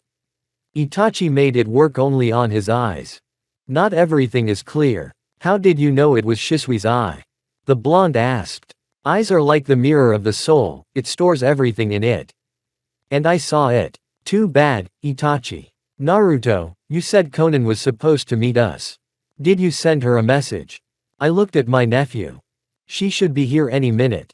Where the hell is she? That raven's got me, a bird perched on the blonde's shoulder and cawed. Zetsu saw everything and couldn't believe he had been outsmarted. He's a master of guile and lies, he couldn't get the two surviving Uchiha to turn on each other. He looked up from the bushes at them. Neither genjutsu nor anything else had worked on them. To the point of painfully gnashing his teeth, he cursed them. Sasuke is impulsive and easily controlled on emotion. And this one has an unknown technique that makes it impossible to take control of him. Like penetrating his barrier, something was preventing it from happening. Though there was no barrier for him to do such a thing. He intended to harass them further once he tracked down where Nagato's body had been hidden. Suddenly, He felt the heat that was destroying everything in its path being directed at him in the last instant. Amaterasu. Burn, you creature. Casey said, and the bush behind which Zetsu was hiding was instantly engulfed in black, all-consuming flames. I curse you, you damn Uchiha, I will have my revenge on you, mark my words, ah. The scream cut short and the flame extinguished after being cancelled. Sasuke was on his way to one of Orochimaru's hideouts, Jugo and Suigetsu catching up with him. The brunette sat down in a vacant chair and rested his elbows on the table, thinking. His head was full of thoughts about why he would defend the hated Konoha, and his brother's voice still lingered in his head. Suigetsu put his sword away in the corner and sat down as well, just like Jugo away from Sasuke. He hadn't given any orders since saying goodbye to that blonde man and the strange company. Maybe that Uzumaki is right, that my clan is so rotten that Itachi had to cut it out alone. I won't leave Naruto alone with him, I'm interested in him as an object that makes me grow stronger. How was he able to dispel my technique in a second? I don't know what kind of eye he had, but he's very strong with it. He only now remembered the man's unusual dojutsu in his left eye. Sasuke, we wanted to wipe Konoha off the map of the Fire Nation. Isn't that what you wanted? Suigetsu said. Suigetsu. Sasuke suddenly said threateningly, and the toothy man shrank back, seeing the rage in their commander's eyes. Maybe Sasuke was right, too. Except it's pointless to pursue them, I'd know from the animals, but they've disappeared. And then there's the flames like Sasuke's then that Itachi created, Jugo replied, even though he wasn't there, he could recognize it from the animals. Damn bastard, he copied all my techniques. I want to compete with him. No one dares to fool me. He balled his fist and threw away the cloak that Akatsuki had given him. And burned it. I will not follow the path of revenge for my clan, but will shadow the village like Itachi and Jiraiya once did.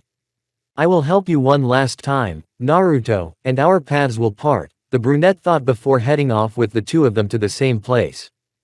Part 13. Casey thought back to the days when Konoha was different, when it was still a village just asserting rights to the lands of the country. And feuding with others. Frequent skirmishes with shinobi ended in death and many never returned home. Hiruzen Sarutobi was the third Hokage at the time, and was one of the few who had mastered all 5 elements. Like Minato, Casey was in the Anbu. Casey didn't know that he and Uzumaki were related, and was told about it by his sensei Shin Uzumaki. This man was much older than everyone from the village. Casey, come here, my apprentice, the old man beckoned to take a seat across from him, pointing to the tatami. Yes, sensei, the student replied and took a seat without speaking. As you know my background, I am an Uzumaki and proud of it. And you too, Casey, are one of us. Those words knocked him out of his life and echoed. What? Wait, master, is that possible? I can't get it into my head, I mean, only you knew about my origins. That's right, my apprentice. I didn't want you to be known from the top of the village. Our clan didn't look for ways to be in power, and have always been neutral. But made alliances with other clans, we never gave our women away as concubines to anyone. So who are my parents? Casey asked, still in shock. Your mother was Miya Uzumaki, and your father was Isao Uchiha. Uchiha. Uzumaki. I'm a half-breed, aren't I, sensei, and who else from the Uzumaki clan is alive besides me? I don't like the Uchiha clan here. Kushina Uzumaki is your sister. You were separated when you were children. You were raised by me, and Kushina stayed in Uzushio until she was 7, and then you know how that turned out. I told you. I have nothing more to hide from you, my apprentice. I'll be leaving this world soon. I must talk to her, sensei, if you'll let me. Why didn't you tell me before? I should have known. Oh, Casey. Kushina wouldn't believe you, she wouldn't be able to recognize you as a relative in this position. He remembered that she was pregnant and her abilities as a shinobi were cut short. Damn, maybe I can talk to her afterward then. Just once he heard the name of the child that Kushina and Minato had been waiting for, Naruto. The name was a good one to memorize. He would like to practice it, as time would allow. Those were the last days before he fell into the abyss. Casey was falling into the abyss and couldn't get a grip on the only thread of freedom. Then there was a thumping sound, like a heartbeat, and the sound grew more and more distinct. There was no one where he was being held and the instruments beeped. With a jerk of his hand, he pulled the IV needle from his vein and tossed it aside. Then he began to pull off his hospital shirt and threw it on the tiled floor. Suddenly his left eye ached and bled. He opened his spatial pocket and pulled out his backup gear and fled before Root showed up. "I'm sorry, sister, for not being able to tell you about myself. And Naruto. God, the way he lives now, I dread to imagine what happened to him. He's a Kyuubi Jinchuriki like you, but Yoko. You can't forgive me. Even I wasn't strong enough to protect you. Naruto's only nephew, I hope I arrive in time to get him out of Konoha. But first I need to find out how Minato's friends are doing." Shadow cloning, several copies were created and went to different corners of the village. And among them was the Yamanaka neighborhood. On the way there, one of the Root got caught. He was using a net of threads and didn't know he was facing an Uchiha who was able to figure out his secret and defeat him. The enemy didn't notice how his own trap killed him, depriving him of his head. And hiding his presence, began to watch the house where Inoichi was supposedly. Except that there was another one of Root next to a neighboring tree and he didn't notice it. There was a blonde girl standing at the door listening to her parents' conversation, perhaps she was Inoichi's daughter. As soon as the conversation was finished by her parents, she ran with all her legs. And into the microphone relayed information that the Anbu had not had time to actuate. Casey managed to catch her before the others got to her. Eyes like Inoichi's and hair that grows to her waist. Bangs hanging down and blocking the view of her beautiful face. It was as if she sensed that no harm would come to her and agreed to fulfill the condition of keeping quiet like a fish. After Root fled, he let her go and headed towards Naruto. After the clones dispersed, they passed on a lot of information and some information regarding Naruto Uzumaki. The daimyo of the Fire Nation would be glad to get even with the top man, too bad Danzo didn't live to see it. He opened a gap in the barrier and entered the chamber through the window. Naruto was a little surprised by this and tried to figure out who it could be. Turning to the stranger, he was surprised. Uchiha. But not Sasuke for sure. He wasn't wearing Anbu gear. Whoa. Strange, his chakra is completely different, the blonde noticed, and prepared to go into hermit mode and figure out what the man was going to do. "How did you get here? Answer me," shouted the blonde, and didn't feel threatened by him. "Naruto Uzumaki, I'm your maternal uncle. Casey Uzumaki Uchiha, I'm your mom's sibling, she doesn't even know I'm her sibling," replied the brunette, taking off his mask. And in his left eye was a Rinnegan. Rinnegan. Wait, where did you get that? I was able to awaken it on the brink of life and death, and it's only passed down through the male line. So, do you believe me? I believe you, Datbeo. You're not lying, uncle. The blonde sat down on the bed and stared at Casey. Your mother used to say all sorts of words too, how amusing it was. I'm sorry, Naruto, that your childhood was without parental care. And I see you're planning to leave Konoha. How do you know that? The blonde was even more surprised. I can see what you've been through. Your mom's life wasn't sweet either. She was teased because of her hair color and tried to kidnap her once. Your father Minato spotted her and rescued her. They betrayed me, my friends and the Hokage. I would have followed my parents if it weren't for her, Ryazetsu. She gave her life to keep me alive. I wouldn't have believed she would live. She's asleep, isn't she? Yeah. When she wakes up, I'll take her out of here and leave at Conan's invitation. Okay, Naruto, I've got errands to run. I'll be right back. He left in the shunshiki and dispatched one of the daimyo's clones while he stayed behind to monitor the situation in the village. And as soon as the clone relayed everything, the daimyo had his answer. As he left Konoha, he met Uchiha Sasuke, the last of the Uchiha clan, not counting him. Naruto had managed to tell him about him. After a brief conversation with Sasuke, they were greeted by a blue-haired woman wearing a black cloak with red clouds on it. Naruto approached her and told her of his decision to leave Konoha and go to the Rain Village. Part 14.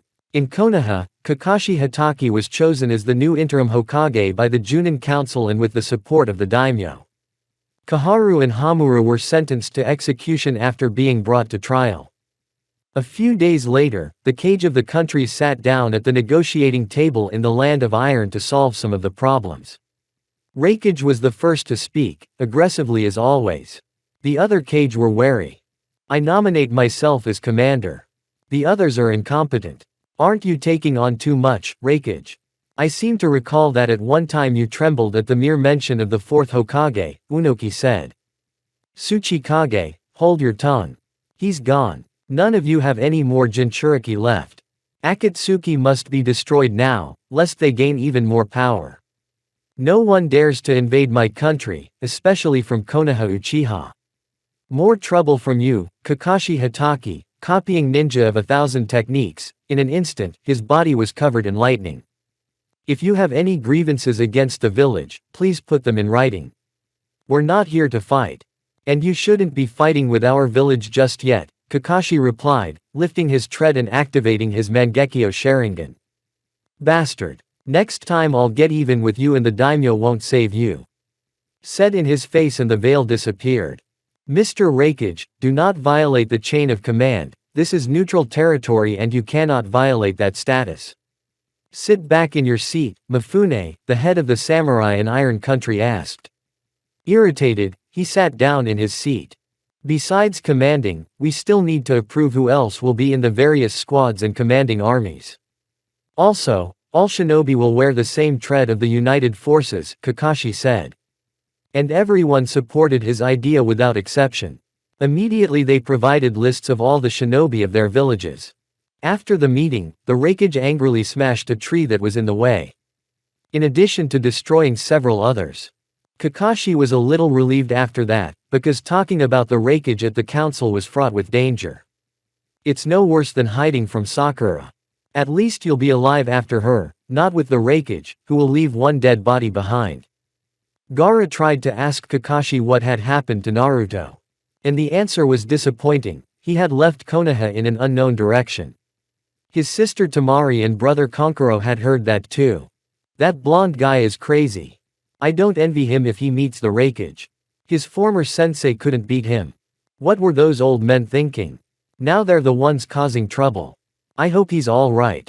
Temari never would have thought that Naruto, the funniest of the ninja who always gave everyone a smile, was now gloomier than a cloud and gone into the unknown.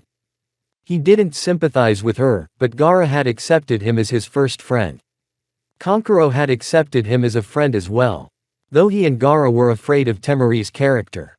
Tsuchikage, accompanied by his family, left the meeting like the rest of the Kage, and pondered how that boy's fate would have turned out, if fate hadn't been so hard on him. And the Raikage wouldn't want to miss the chance to get him. The Mizukage didn't even comment on the whole situation in any way and left accompanied by her aides, returning to her country. Kakashi never even got to say goodbye to Naruto. He was his father's apprentice, and he couldn't even teach him anything. What kind of sensei was he after that if he let the team split? Sakura and Sai were the only ones left. And Naruto's friends had visibly grown sad.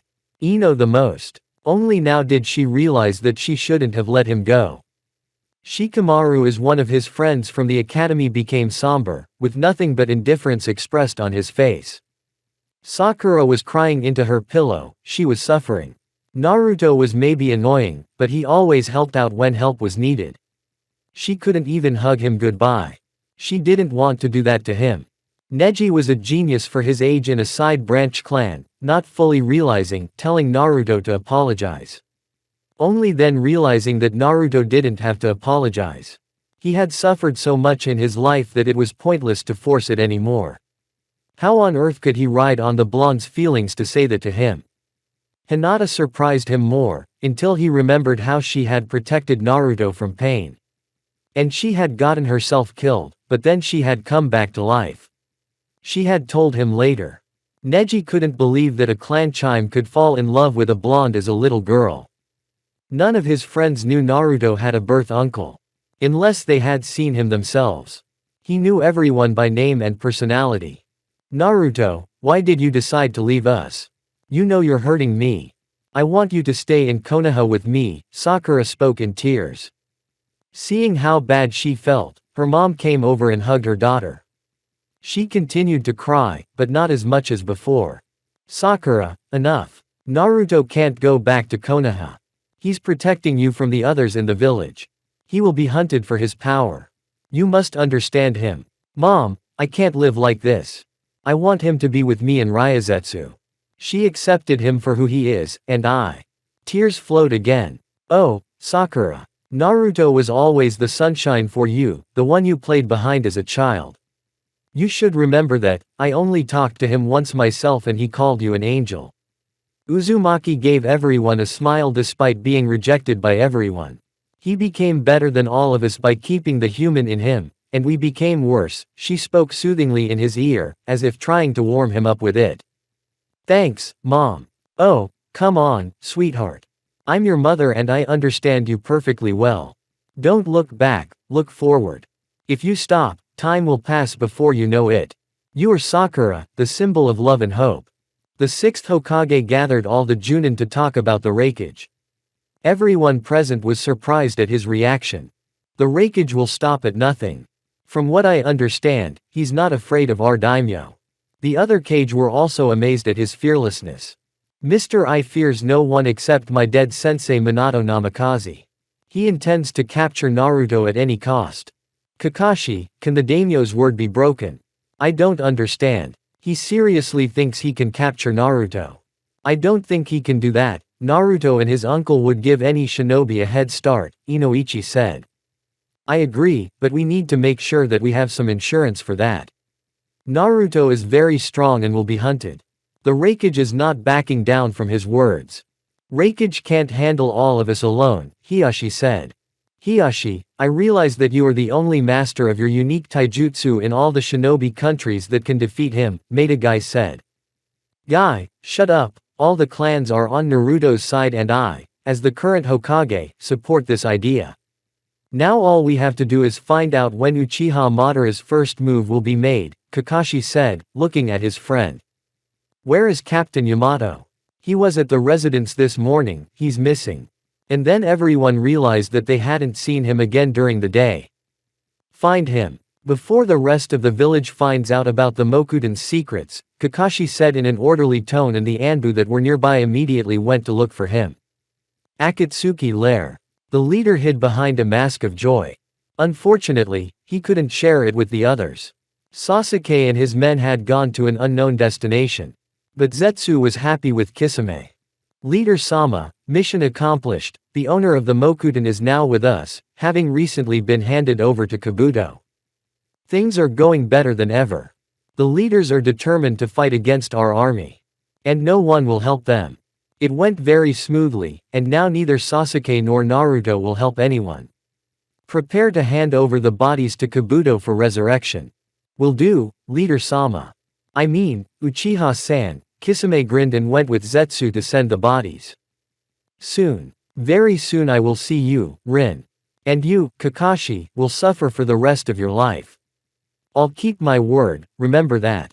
You're the one who helped me know when our master would be weak. His death is on your hands. Part 15. The Village of the Hidden Rain. Aim. The rainstorms did not stop for a second here, one of the features of this village, and the same thing, time and mystery. The village itself consisted of high-rise buildings that looked like a water system. Konan led Naruto's friends behind her confidently, and had no fear that they might be spotted. They were all wearing rain-saving capes, thankfully there were enough for everyone from Casey's supplies. His space pocket held many useful items. And not all the secrets were yet known to the others. Hugging herself, Ryazetsu walked beside her lover, and wouldn't let the guy go far away from her. The same was written on Karen's face as well. She walked behind Casey and occasionally imagined with him how she would comfort her. But at every thought she pulled herself away and tried not to miss a chance to seduce him. Naruto, your uncle is a trustworthy man, was able to get us the paperwork to be under the protection of the daimyo of Fire Nation without any problems. I don't know how to describe my gratitude to him for that. And Konan knows him well. Maybe she'll give us a new way to live. I don't know, maybe it would be the right thing to do. Karen is like Naruto in some ways, maybe chakra or explosive personality. How funny it looks. But their parents were from the same village, maybe that's what unites them by blood ties, and one doesn't leave one's own behind. Conan led the way through several corridors and passages before they found themselves inside. The room was of immense size, where Conan showed the guests to their rooms. Taking off their cloaks, they hung them to dry. Conan was glad that Naruto had accepted her offer and decided to move to live in this village. But she didn't expect that two more of his fellow clansmen, Casey and Karen, and his lover, Ryazetsu, would be going with him. Naruto-kun, how are you? I see you weren't accepted into the society because of your new powers, Conan said and got a nod from the blonde man. Sis Conan, you are right, these rotten people have nothing to prove. My village, friends, and the Hokage turned their backs on me so that I could fulfill my role in the bloody prison perfectly. I met Ryazetsu there, and we inmates of that prison had a seal on us that restricted the use of any of the techniques. I was sent there on false charges for attacking other cage. Someone used my techniques that I use, the blonde replied. I feel so sorry for you, Naruto. They were mean to you, let them regret losing such a fine shinobi. Abandoning your comrades in distress is in no way acceptable in the shinobi world, only betrayal and treason. Yahiko, Nagato, and I created an organization called Akatsuki so that the world would be without warriors and everyone would be our comrades. But after Yahiko died at the hands of Hanzo, Nagato was swallowed by darkness and became known as Pain. You, Naruto, were able to stop him and see things differently. You changed people regardless of their desires and intentions. I, as my friends, invite you to stay here. Make yourselves at home. No one will be looking for you here. I hear the Cage are preparing for war with Madara. I don't care about the village or what happens to it. I don't care about the war or what interests they will pursue. Conan-san, are you sure Nagato's body won't be found by Zetsu? The blonde asked. Don't worry, I'm the only one who knows where Nagato's body is buried. But are you still excited about something? I'm right, aren't I, Naruto-kun? Sakura and Ino. They didn't want me to leave Konoha. They're worried about me, if I'm okay. Like mothers who love their children, they want to keep me safe and protect me. Only now did they realize that. I felt their feelings when I left Konoha. Yeah, I didn't think the people you worked with on the teams would suddenly change their minds about you. And your uncle, who is he, Naruto? Casey Uzumaki Uchiha. My uncle and my mom's brother Kushina Uzumaki. I found out about him the other day, and he made sure I didn't get harassed from the top of the village with the others. Our daimyo has alerted the others about me as well. I'll starve to death if I don't eat something now. I also need a shower and a good bed. Karen said and caused laughter from Casey's side. Karen Uzumaki, former subordinate of Orochimaru, I've heard of you, and if you want all the perks of civilization, pick one of the rooms of your choice, it's all there. Kitchen, bathroom and bedroom, Conan answered her. And she left, choosing the fourth room. Interesting relative you have, Naruto-kun. I never thought that a consensual marriage would be made between two warring clans. Wouldn't you, Casey? Your chakra is an order of magnitude higher than Naruto's, and you've awakened a Rinnegan. You're a very dangerous enemy for any country with those abilities. Thanks for the compliment, Conan, but we all need our rest now. And thank you for taking me in. Not at all. It's no trouble at all. Besides, the place is empty and I couldn't find a use for it. Make yourselves comfortable. Conan-san, thank you for everything, and you, Uncle Casey. Let's go Naruto. Naruto and Ryazetsu chose a room on the left side and locked themselves inside. Casey left in the opposite direction and headed to the bathroom after opening the room. Ryazetsu grinned playfully and began to remove her clothes, inviting Naruto to take a bath together. The blonde didn't hesitate and followed his lover into the hot water. The water soaked Ryazetsu's hair again and flowed downward, flowing around the contours of her body. Naruto looked at this without taking his eyes off her and put his arms around her. The girl didn't try to break free from the guy's embrace and only asked him to loosen his grip so she could face him. Their lips made contact and felt the sweet taste on her lips. The girl ran her fingers through the guy's hair and his hands traveled down, grasping her friend's appetizing ass. Casey, after taking a shower, got busy preparing dinner. And once he had prepared daifuku, fried rice stir-fried in oil with chunks of pork and vegetables. And nikujaga, thinly sliced pork stir-fried with potatoes and onions. For a sweet treat, he had time to make dango. After cooking dinner, he lay down on the soft bed and fell into sleep. The tranquility was short-lived, broken only by the appearance of Karen naked. "Did you really think I wouldn't miss a chance to be with you, my dear Casey? I'm not too old for you, am I? I don't care what you think." She was like a predator sneaking up on her prey and leapt and hovered over him. Completely ignoring her partner's opposition, he threw her down on the bed, switching places. "I see you're a masochist, but it's in the blood of a few," Casey whispered and leaned toward her. She squeezed the guy tightly and didn't realize she'd toppled off the bed. Ignoring it, she wanted it and gave herself to him. Naruto and Ryazetsu woke up the next morning covered only by a sheet. So did Casey and Karen. True to form, Karen clung to Casey, not wanting to let him go. She didn't even want to get out of his arms. Still, Casey clung to her and was about to eat breakfast.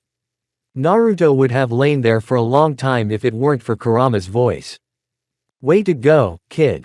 It didn't feel the same as it did with Kushina and Mito. Did it feel good? Yes. We feel everything you humans feel. Ryazetsu loves you. You can't fool me.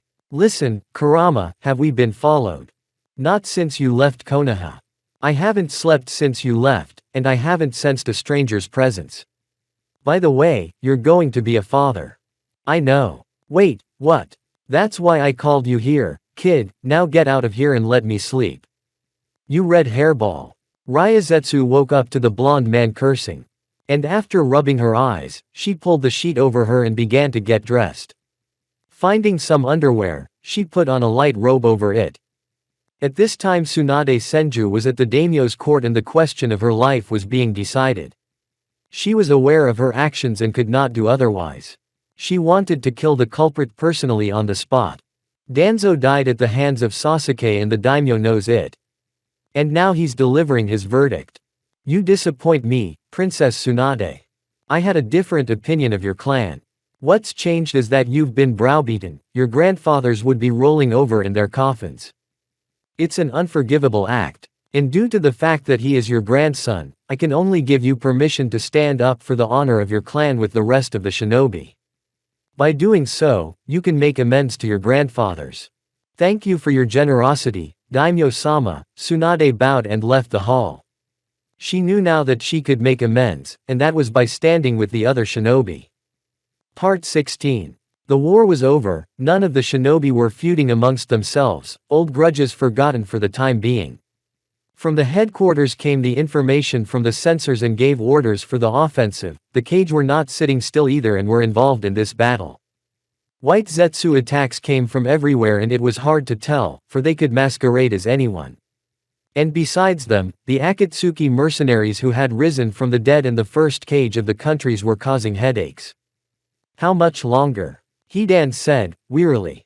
Fuck you, Hidan, you say that at every stop. I'm sick of it, the bomber said. You want to fuck me up? Then go fuck yourself. I didn't want to work with you in the first place. I'd rather work with Kakuzu than with you, Deidara, the Jashin priest replied in his usual manner. You don't understand what we were resurrected for. You're an idiot. No shit. I'm just saying that we're being used by Kabuto, and you can't think of anything worse. How can you be so insignificant?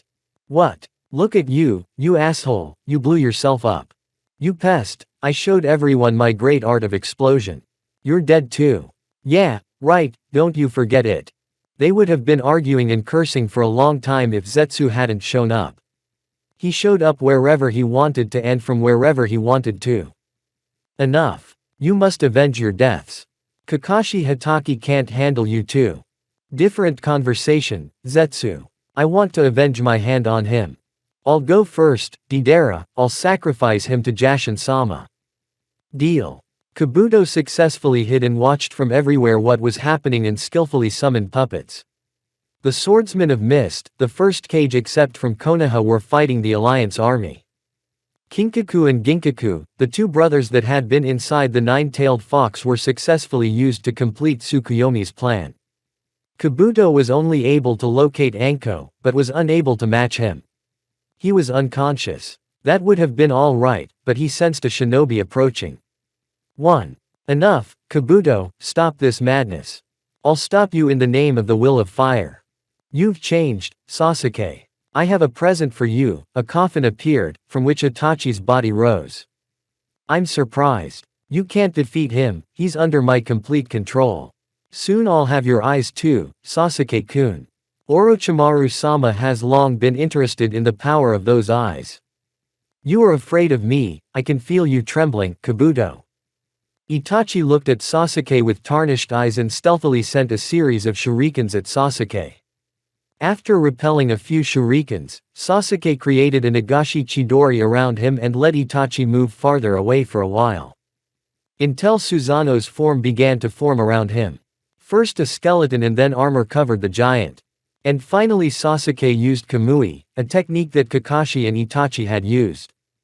It worked perfectly and sucked Itachi into a vortex before he unleashed Amaterasu's flames on Susanoo. But here Itachi used the swapping technique and found himself in a completely different place and was already under the protection of his Susanoo. Kabuto was watching them and kept his distance. And then something happened that Kabuto didn't expect. Itachi resisted his resurrection technique and sided with Sasuke. He failed in his escape attempt, the replacement technique didn't work, his tail was pinned to the ground. Itachi used his technique on him. And was able to undo not all resurrections, but only those under his control. And freed himself. Sasuke, there's so much I should have told you. I was loyal to the village, not my family. I'll always be with you, little brother.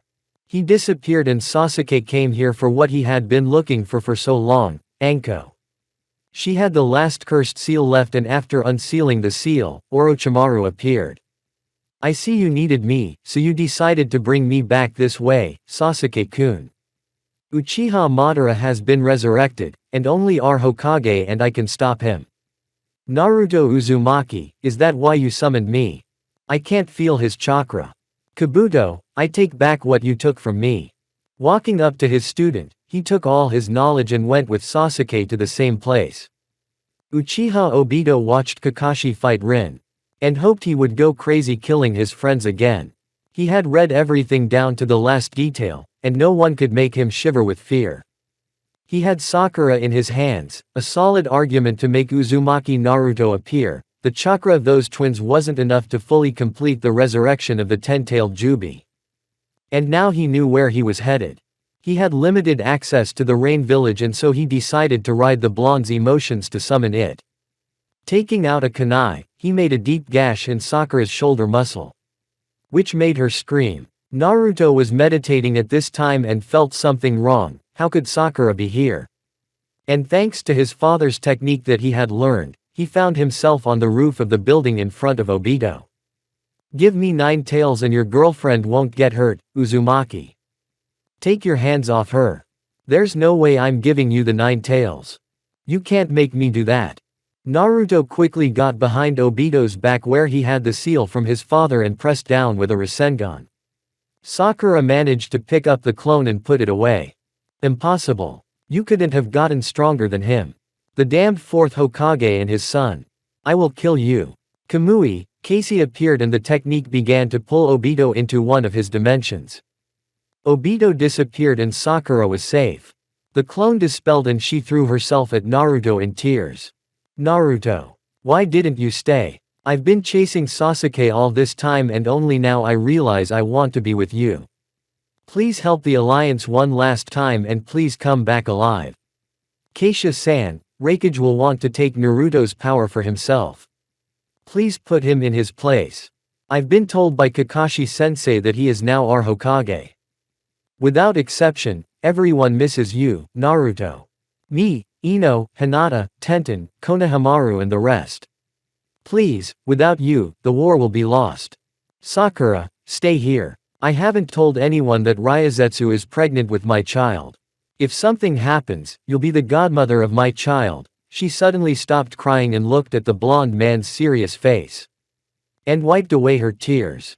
"Naruto, just don't die.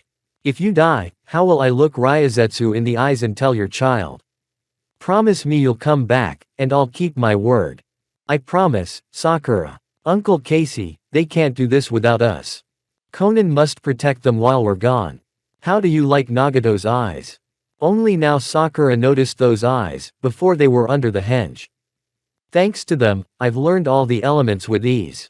"That's good. Now you're closer in power to Rakuto Sennin." "Yes. I've already received his seal." On his hand was a seal in the shape of a sun.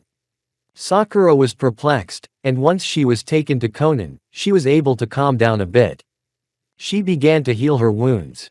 "Sis Conan. Look after them, my uncle and I need to finish this war. This will be the last time the shinobi will know of me." "Go ahead. Don't worry, I'll take care of them. Jiraiya's sensei would be proud of you, Naruto, and so would I. Let's go." Part 17. Dodging Zabuza's attack, it could be heard from Kakashi that he was getting tired and had little strength left. The last time they had fought the same scenario, Haku had covered his master with himself. Except that was over 2 years ago and it happened again. Haku was sealed in time by the sealing team. With the other mist swordsmen fighting from the land of lightning.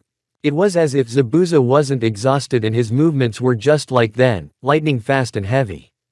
Even with Sharingan activated, it was difficult.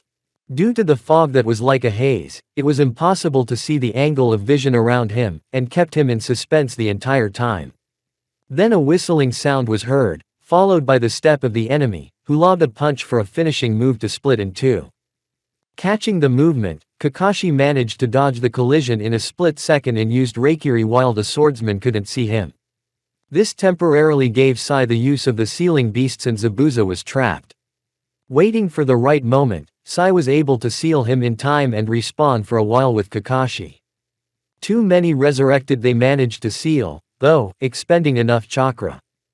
Holding the sword that had fallen out of Zabuza's hands, Kakashi blocked the new opponent's strike and things started up again. He hadn't forgotten the way Rin looked at him. Those eyes that read a plea to end his life. "Kakashi, please do like you did then, you liked it so much. Answer me. You like killing your friends, don't you?" "Enough, Rin. I've been tired of watching you die at my hands for a long time now. Please." And her body was split in two by the beheader. Sai stepped up and sealed her up. Neji, Kiba, Choji, and Shikamaru faced the Sound Four. They were the best specimens Orochimaru had been able to reach. And this time, they were already prepared to fight them as equals.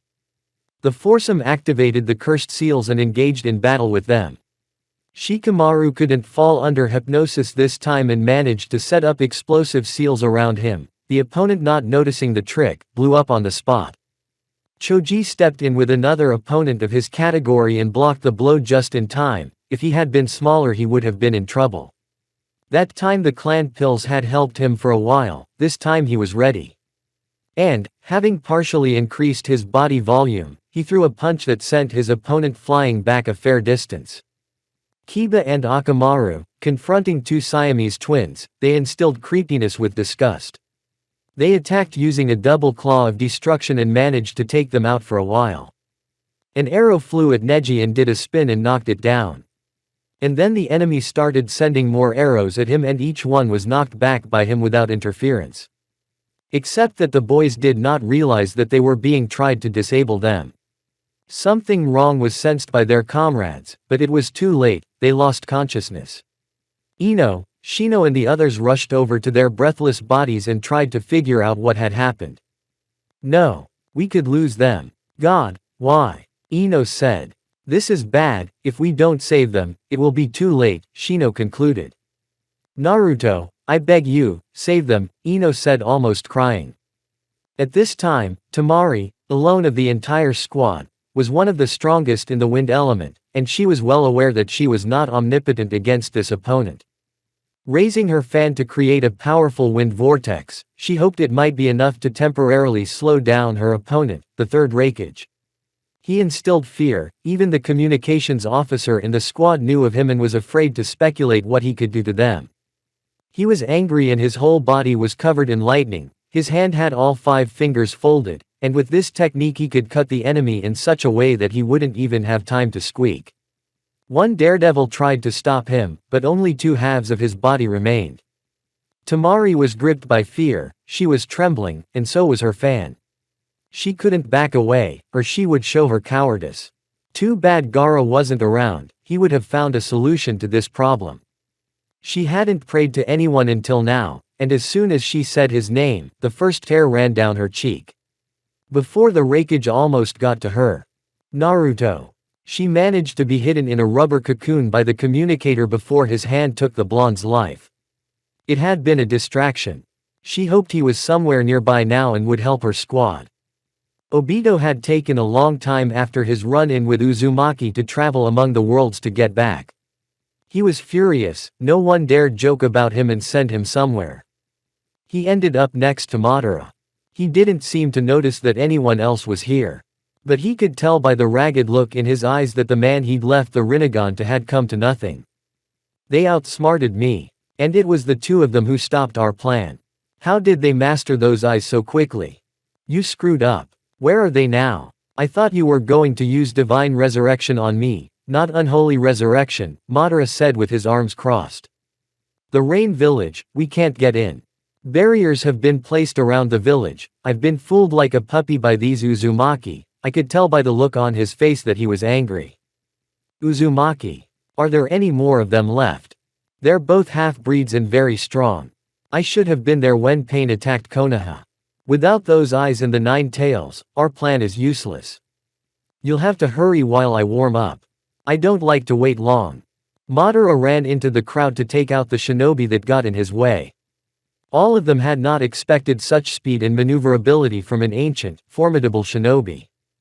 In the first few seconds some of the squad died from stupidity, and after a few more seconds there was an explosion. On the other battlefield, Tsuchikage was trying to confront his teacher and mentor. And besides him, there was also Kazekage and Mizukage resurrected. Gaara used up a lot of time to stop his father and seal him. And when he successfully dealt with his father, he went to rescue Tsuchikage. He won't be able to fight that one for long, his bones in his spine crunching in a way that speaks for itself. We can't take this much longer, you're going to die soon, Daddy. Hinata set his bones just in time and tried to figure out where she felt the powerful source of chakra from. It was very powerful at the same time so warm. Naruto-kun. Without you we will lose, please help Gaara-kun and the others. We need you, I've been praying the most for you to show up. If it's you, then please save us. Orochimaru with Sasuke, Suigetsu, and Jugo went down to the basement room where the Shinigami mask was to lie. All the ingredients for it were ready. Now victims, get them and put them in this place while I get my hands back. Putting on the Shinigami mask, a demon in a white robe appeared behind Sannin, and held a tanto in its toothy mouth. Taking the weapon, he slit open his stomach and broke the seal, returning Sannin's hands. And then proceeded to resurrect the 4 bodies. It worked. Now we have the greatest cage of our time. Orochimaru, you're at it again. Not only did I give my life to take your techniques, but you want to use me, your teacher, to destroy the village. Did he resurrect us? Your older brother doesn't have that memory at all. Who are you? I'm the 4th Hokage. So you and Sarutobi weren't sealed at the same time. No, unfortunately. Then who's the Hokage now? Your granddaughter, Princess Tsunade. Suna, yes. At least the village is still standing. Wait, what do you mean, was? She didn't stand up for the 4th Hokage's son, Uzumaki Naruto. And apparently, she was sent to war with the others. Now, gentlemen, there's a war going on and the enemy is Uchiha Madara. Another war, as long as I live, there's only war. Naruto. Did you say Naruto? Yes, the 4th. He left Konoha and he's not a renegade like you think, but under the protection of the daimyo of the Fire Nation. You don't have to worry. Danzo and the elders, as long as I've been dealing with them, have gotten their way. Forgive me, Minato, for not being able to protect your son from them. My students. I taught you to honor the will of the fire, said the second. Second Sama. I can't believe Naruto did that. Maybe he did the right thing, I'll support him in everything. After a short talk, they all set off to help the alliance. Part 18. He couldn't be a second late, they were all waiting for him so much. It was as if voices like signals had been plucked from their shouts, and he was the receiver that picked up that signal. He wore a bandana depicting the symbol of the Whirlpool Village, and on his left shoulder was a tread that no one from the Rain Village had seen in a long time. He and the other shinobi of this village wore dark capes with a hood that kept them from getting wet and hid their faces. Their speed was the envy of anyone, the raindrops seeming to freeze as they passed literally in front of them. The blonde heard the shinobi's call and, fingers folded, used the shadow clones to aid the Alliance army. Their screams, cries, faith, fear, despair seemed to emanate wherever they passed. And a powerful surge resounded not far away. The cage could not defeat Madara. They had been trampled without a chance to win. Madara had a power and strength unlike any shinobi alive. It was like he was mocking them, looking down on them. This power was felt with every cell of his body by Uzumaki as well. Never had they felt such intense anger.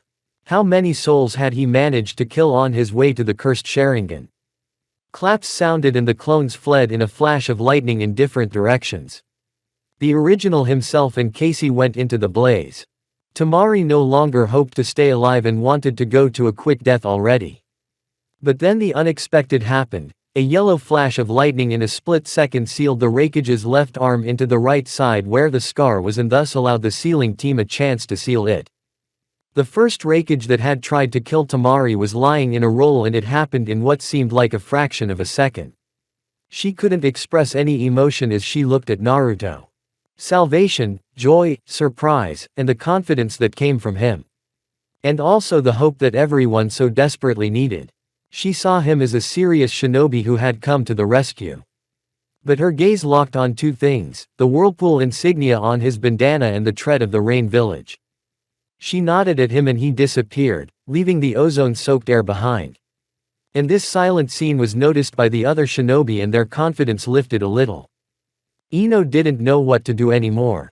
If she couldn't find the boy's consciousness, it was all in vain. She didn't despair, and she heard her father's voice. Ino, he is near and several places away. Dad. Yes, it's him. Chin up, daughter. Look ahead, the sun is rising. And everyone will be watching. Follow your dream.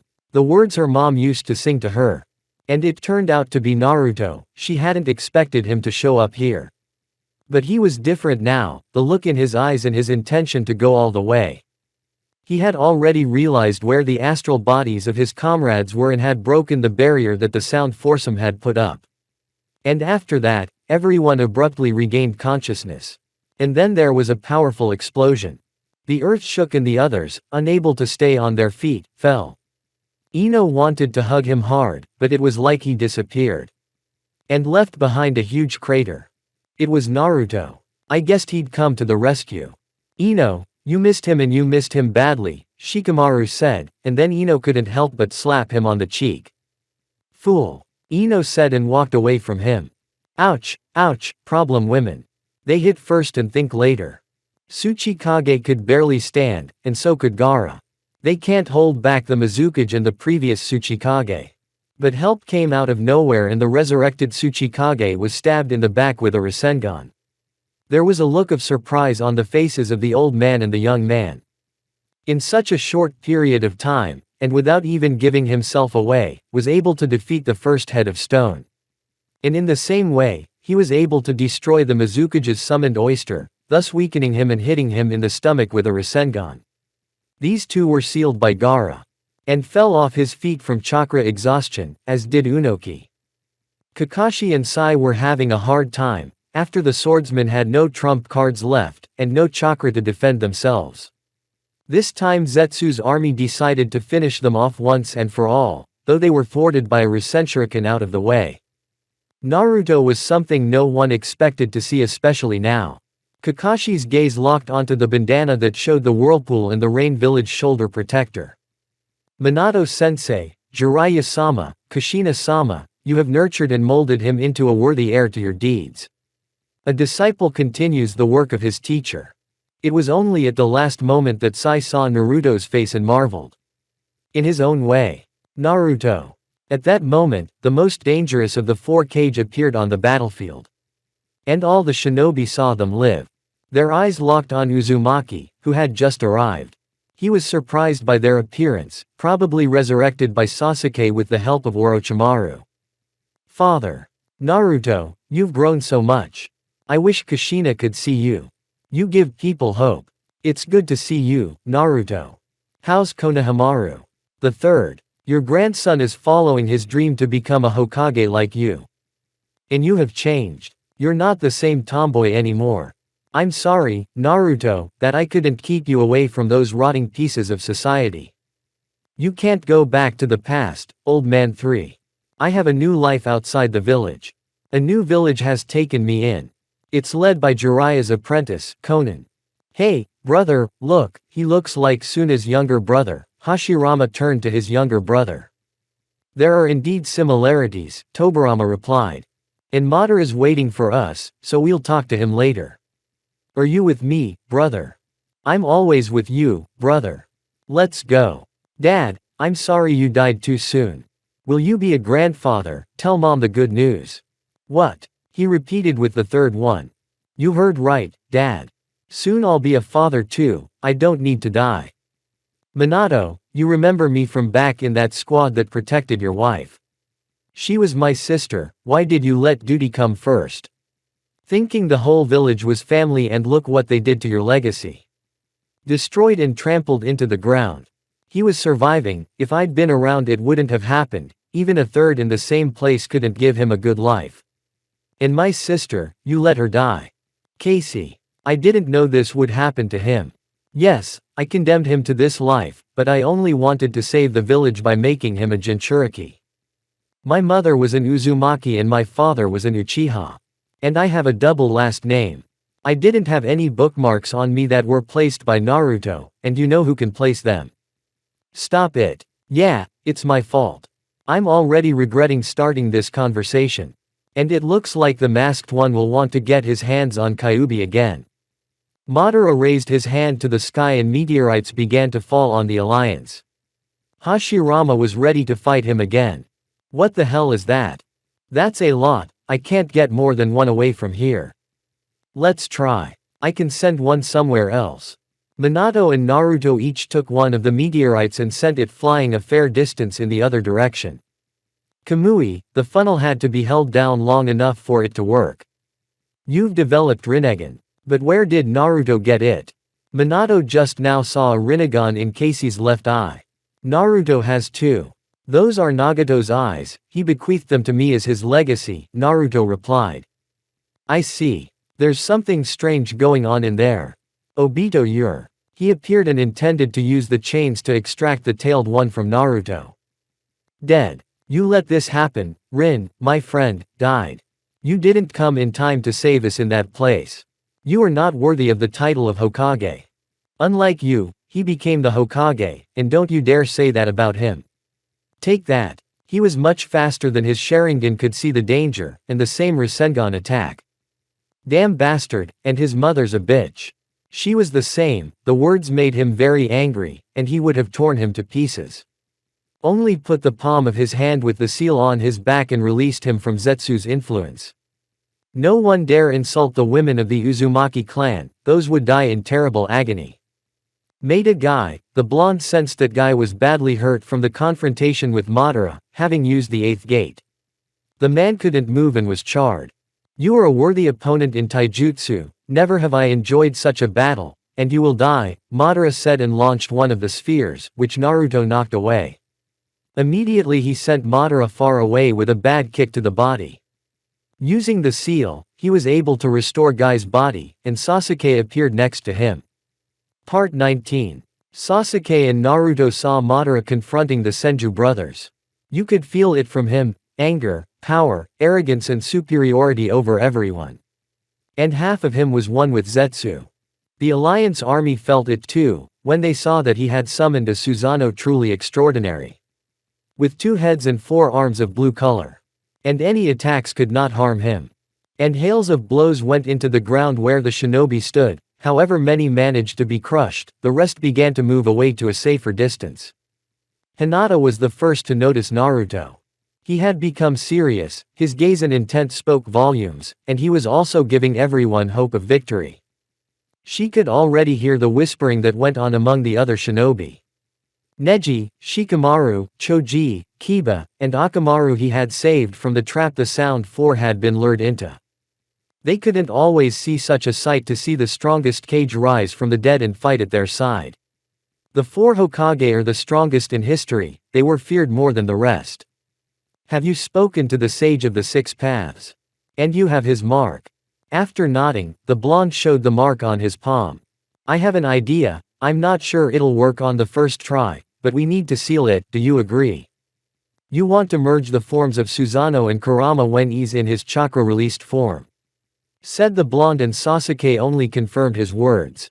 It's time, the two replied, and the transformation began. First Naruto was with Sasuke inside Kurama's veil, and then the Susanoo armor began to cover around them. In his hands was a sword. Madara was crowding the two brothers and not giving them a chance to win. He showed everyone that he could recover in seconds. And Hashirama's cells had taken root in his body. Casey was looking for a weak link in Madara's Susanoo and noticed Naruto and Sasuke had thought of something. And realized from the chakra fluctuations that they had decided to use a new trump card after forming the nine-tailed form and covering Sasuke with Susanoo's armor. And neither was left out. For the first time in a long time he didn't use his father's techniques. Namely entering Susanoo mode for the first time. First the head, then the rest of the skeleton, and only when completed was he covered in armor. Susanoo was red in color. Senju, after noticing the two Susanoos approach, hurriedly moved farther away. Madara anticipated defeating his enemy Hashirama and laughed. But the laughter wasn't long, his Susanoo shook from being hit by another Susanoo owner. He had one man in his head, and Madara was surprised to meet another member of his clan. Who are you? Don't you share my views? This world is rotten to the core and it needs to be restarted. Neither gods, demons nor humans can stop me, join me and we will be the new rulers of this world. He spoke so proudly there was a sense of disgust. Thank you, but no. You don't know what you're doing, Uchiha Madara. This world only needs one chance to right its wrongs, and without your plan of eternal Tsukuyomi. How arrogant. I'll kill you and no one will remember you, prepare to die. The katana he brought up to strike was blocked by Casey and Sasuke and Naruto. Madara hadn't expected this turn of events. His huge hands began to shake, trying to apply pressure and to no avail. With another attempt, Madara lost his weapon from his hands and two blows to the forehead landed on their heads. Susanoo shook from the heavy blows and Madara lost his bearings for a while. He began to move away from them at high speed and didn't feel a hand on his shoulder. And threw him back in the opposite direction. Sasuke and Naruto began to fight him with the two of them. He couldn't keep up with all the movements, and somehow with a wave of chakra he was getting hurt. And then injuries that had trouble healing. And then Madara released a jet of flame from his lungs, which was stopped by Naruto's one hand. There was an absorption of the technique. He then decided to go into Susanoo mode again. He wasn't given that chance, and with a series of blows his Susanoo armor gave cracks. Madara began to back away and was pulled back in. Damn it. That's impossible. Only now did he see that Casey had a Rinne Sharingan with 9 Tomo. And that he was being held back by an unknown force. It's hard to restrain you, I'd burn you in Amaterasu's flames. But they have another plan. Sasuke, Naruto, seal him up, hurry up. The two men leapt out of their seats and touched Madara on both sides, and he was sealed forever. Obito, after sleeping, didn't realize what had happened and only called out to the statue where the tails were sealed. In an instant, time stopped and Rakudo Sennin appeared. He released his tailed children. And the markings on Naruto and Sasuke's hands disappeared. You both stopped Kagaya's release. If that had happened, there would have been dire consequences. Rakudo Sennin, did you expect this, that Sasuke and I could stop Madara and Zetsu? If it wasn't for my uncle Casey, we couldn't have done it. The war between my sons stopped on him, through many generations, and you two are their reincarnations as well. The blonde remembered what the sage had told him the first time they met. My time is limited, farewell. Just like the Hokage themselves before returning back. The Senju were amazed at Naruto and Sasuke's strength. It was Casey who surprised them the most. He was able to fight Madara alone and not strain himself. Naruto, I'm proud to have such a son. You've become the best despite their anger and the rest. I'll tell Kushina the happy news, don't worry. And you Casey, you were right about what I did. I didn't put my child's life over the life of an entire village. I'm saddened by the current politics. I hope you're enjoying Rain Village. And remember, wear this Uzumaki symbol at all times so that your enemies know not to mess with blood devils. Naruto, if you're in Konoha, at least visit my grave. Konohamaru may be the future Hokage. Guide him to the right path. Promise me, said the third. Yes, I promise. You're Uzumaki Naruto, aren't you? I understand you're the son of the fourth Hokage. But then who's your mom? The first Hokage came up to ask. My mother was Kushina Uzumaki. She was the last of the Uzumaki clan to be rescued.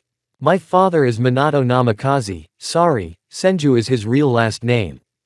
Tsunade Senju is my grandmother, she informed me of this herself. The former was in shock, as were the rest of the Hokage. I see, so Tsunade refused to protect you. That doesn't sound like her. Madara may have been right about the village we built, but the village itself is saturated with evil. No, Big Brother is the very attitude of the Jinchuriki. They don't have any rights or anything. They're not considered human, they're restricted in everything and that can't be changed. And the Uchiha were too proud to realize the essence of shinobi and eliminated themselves. Except for that, he pointed at Casey. You're right about that. He has the will of fire. Let's go back, we have to go. After that, they all started to scatter and the tailed ones started to leave. Time returned to its rhythm and the alliance saw the war heroes. Orochimaru appeared with the cage of other countries and came out to meet the trio. Everyone was amazed that Naruto had started wearing the symbol of the Whirlpool Village. The Raikage was the first to get angry and wanted to snap at him. But his plan was stopped by Casey. I don't remember the Raikage being so stupid as to get into a fight with a war hero. You're an Uchiha. No one has the right to judge me. What did you do? He couldn't use his lightning cover and suddenly his body didn't move. Your chakra circulation is impaired and so is your coordination of movements. Look, lightning flashed on his index finger. You. Shut up. This is for my sister Kushina Uzumaki, whom you wanted to kidnap, and for the Hyuga clan's chime, Hinata. You didn't answer for those two crimes. And you added one for attempting to assault a war hero. Casey kicked him in the stomach and he fell to the ground. Tsukuyomi, he was now looking at the full power of the Mangekyo Sharingan and saw that thousands of similar Uchiha had gathered around him and that the Raikage was tied to a T-shaped cross. Each of those who approached began to stab him with their katana and everything was repeated several times. The agony was horrifying and it seemed to go on for ages. After that, Tsukuyomi was over. Your sister was a whore, just like your mother. Damned clan of devils. I'll kill you, and no one all. The Raikage broke off at the word and was torn into tiny pieces. What was left of him was a puddle of sea on the ground and only a little splattered on the others. Very dumb. Land of lightning, if you dare to come after us. I'll do to your country what pain did to ours. Do you understand? Said Casey to the shinobi of this country. No one dares to insult the women of the Uzumaki clan, or they will die. Then Naruto's friends from Konoha showed up as well. Hinata was the one waiting for him the most, the quiet and shy one. Her heart was beating faster, she wanted to hug him and didn't care what anyone else had to say. Naruto-kun, I love you and always will. Naruto, thank you. You saved us all from imminent doom. I love you. Oh look, the Hyuga clan's chime has fallen in love with the most reckless shinobi ever. Said Shikamaru and got hit on the head by Ino. Ino, ouch. I was kidding. It's not funny. Naruto, where's Sakura by the way? I'll bring her back later, she's safe, don't worry. I can't stay here much longer, I have to get back with my uncle. and disappeared in a rush of lightning, as did Casey. They all remembered his smile and his words. Naruto had impressed everyone, especially Kage. Part 20. After Uzumaki disappeared in plain sight, Sasuke didn't comment on their disappearance in any way. His gaze crossed with Kakashi Hatake, and the latter only nodded in greeting. Sasuke Uchiha has been cleared of many charges, and there are no more who could accuse him, Kakashi said, and no one was against that decision. Undoubtedly, the Uzumaki had avenged old grievances on their enemies. And the Raikage had paid for his actions. Yeah, I hope the other Kage don't consider playing war with them. What do you think, Tsunade? The serpent Sanin turned to Senju. You're right, Orochimaru. Uzumaki is not to be trifled with, Senju replied. Hisashi was avenged for you by our allies. I have peace of mind now. Your uncle, Naruto, is superior to all of us, and his strength is only half of yours. My father would have wanted such an ally, Neji saw fit to say. The Uzumaki will be our allies, we should still decide on their meeting. Neji, I'm putting you in charge of this. After we return to Konoha you'll go to the Rain Village. Hiyashi turned to his nephew and he supported the idea. Ino listened to the conversations related to Uzumaki and couldn't imagine him becoming so drastically popular. Also, his relative had destroyed the Raikage in front of everyone. His crimes that Konoha had been paying for a long time. She didn't know how to tell him how she felt. She couldn't forgive her father for the act. She wanted to yell at him, throw a tantrum, run away from home, but still she cried and ran to her room, there to shed tears.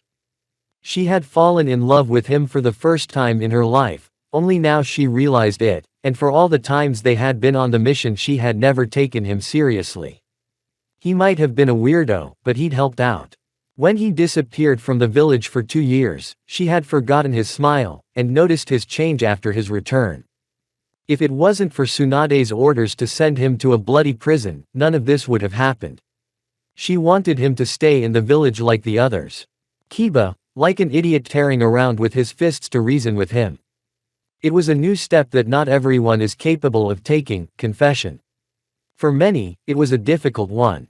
It was something Naruto had longed for all his life, but now it made no sense to him. Gaara was amazed at what had been done to the Raikage, as was Tsuchikage. The head of Suna decided to cooperate with the Rain Village, as did Unoki. The Mizukage decided not to risk getting involved in Uzumaki's squabbles, as the crimes that were committed before her arrival were meant to be attacks on Uzushio.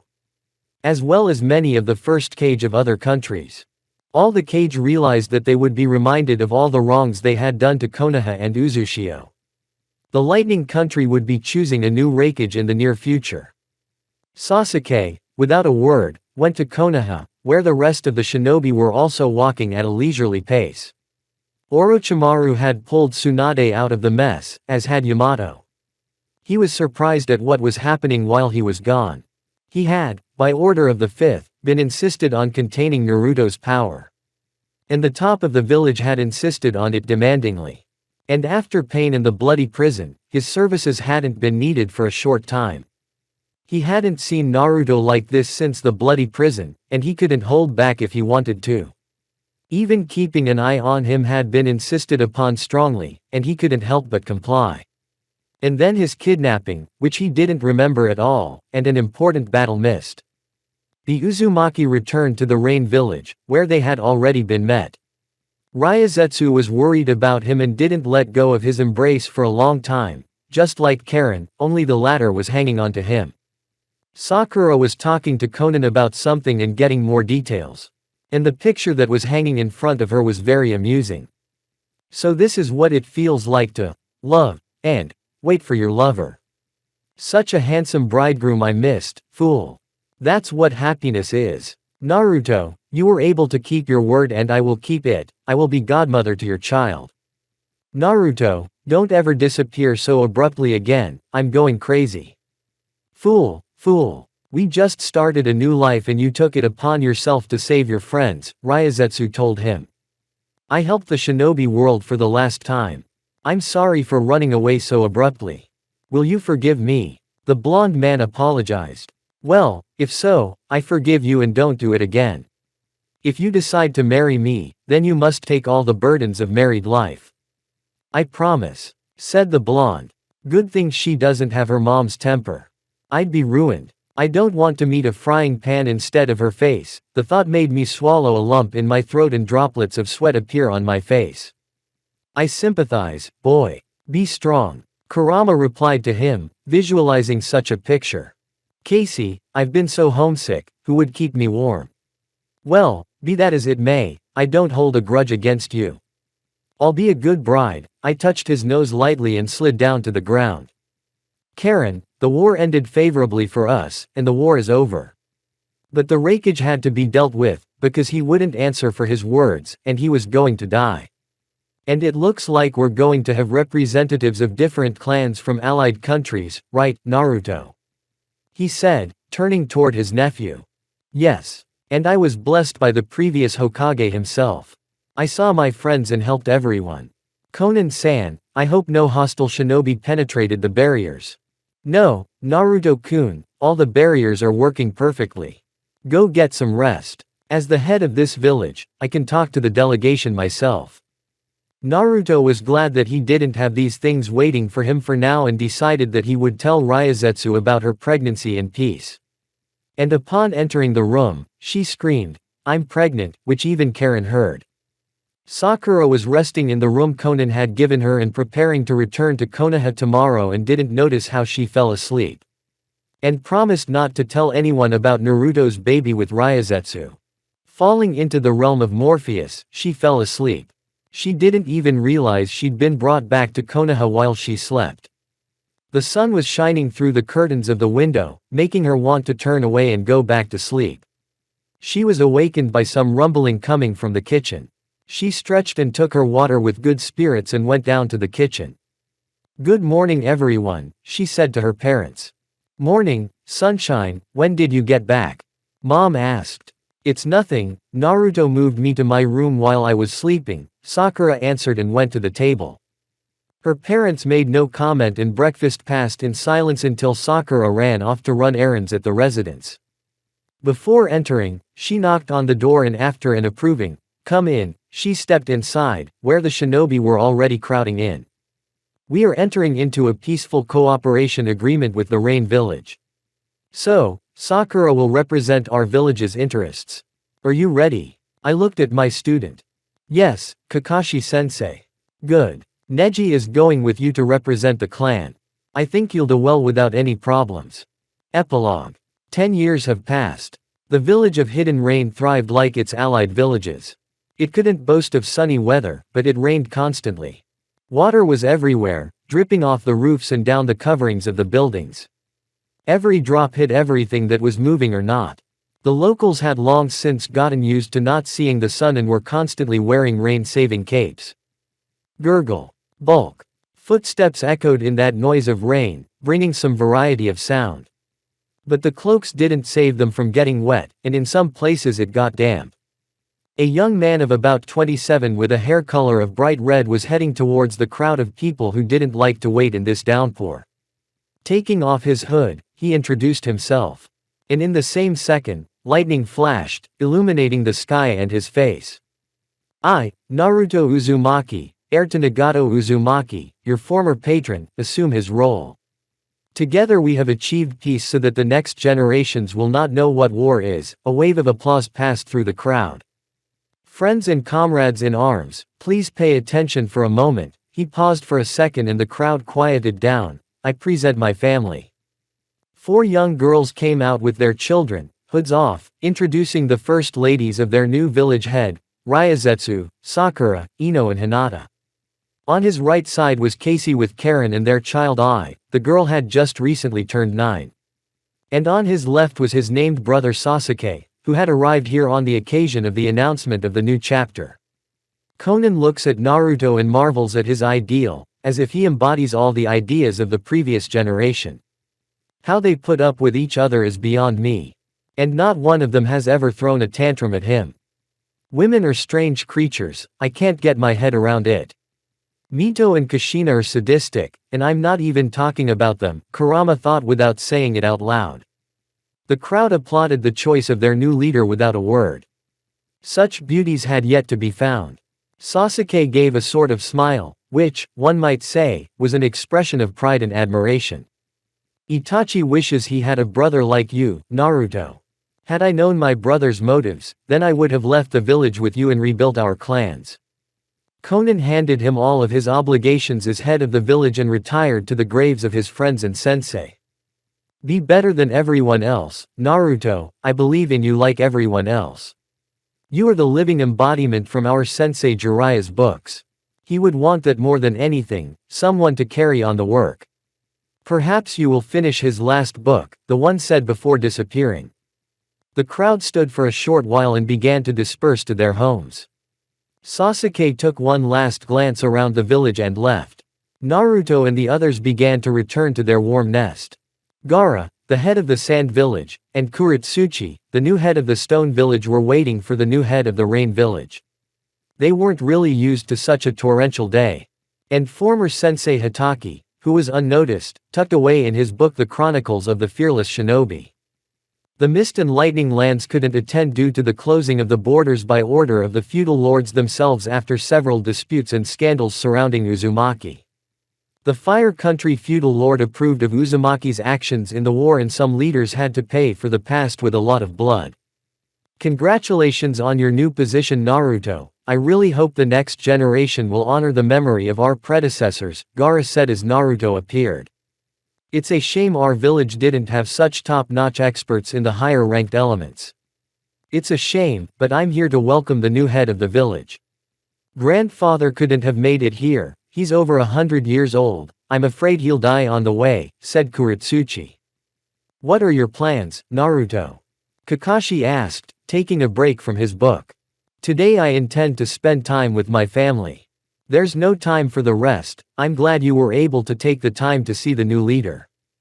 It's nothing, I can always make time for a friend, Gaara replied. See you later, Kuretsuchi said and followed the others out of the village. From Ryazetsu he had a son, Tora, who was named after her dead friend Satori. He was the oldest of the bunch and his hair was like Ryazetsu's. From Sakura a son was born, Akashi. His mom's eyes were green and his dad's hair was red. From Ino, Mino is an exact copy of mom, but with more memorable eyes of dad. From Hinata, Himawari is just as cute as her mom at the same age. The kids were left to Casey, who didn't mind playing with them. Sakura didn't even realize that she was going to be Naruto's godmother besides. She herself had become his second wife and it seemed like no big deal. She, Hinata and Ino lived in separate rooms with all the amenities. Sasuke showed up in Konoha before Kakashi and headed to the family estate where Hanabi and their son Itachi were waiting for him. Sasuke had given him the name in memory of his brother. Tsunade and Shizune had been visiting Rain Village and visiting their little relatives. They appeared there once a year for sure and had shown a desire to open a medical technique class there. Naruto forgave Tsunade for his actions, and couldn't help but tell her about his children. Konohamaru held a position as one of the captains in the Anbu squad and planned to become the 7th Hokage in the future. End of story.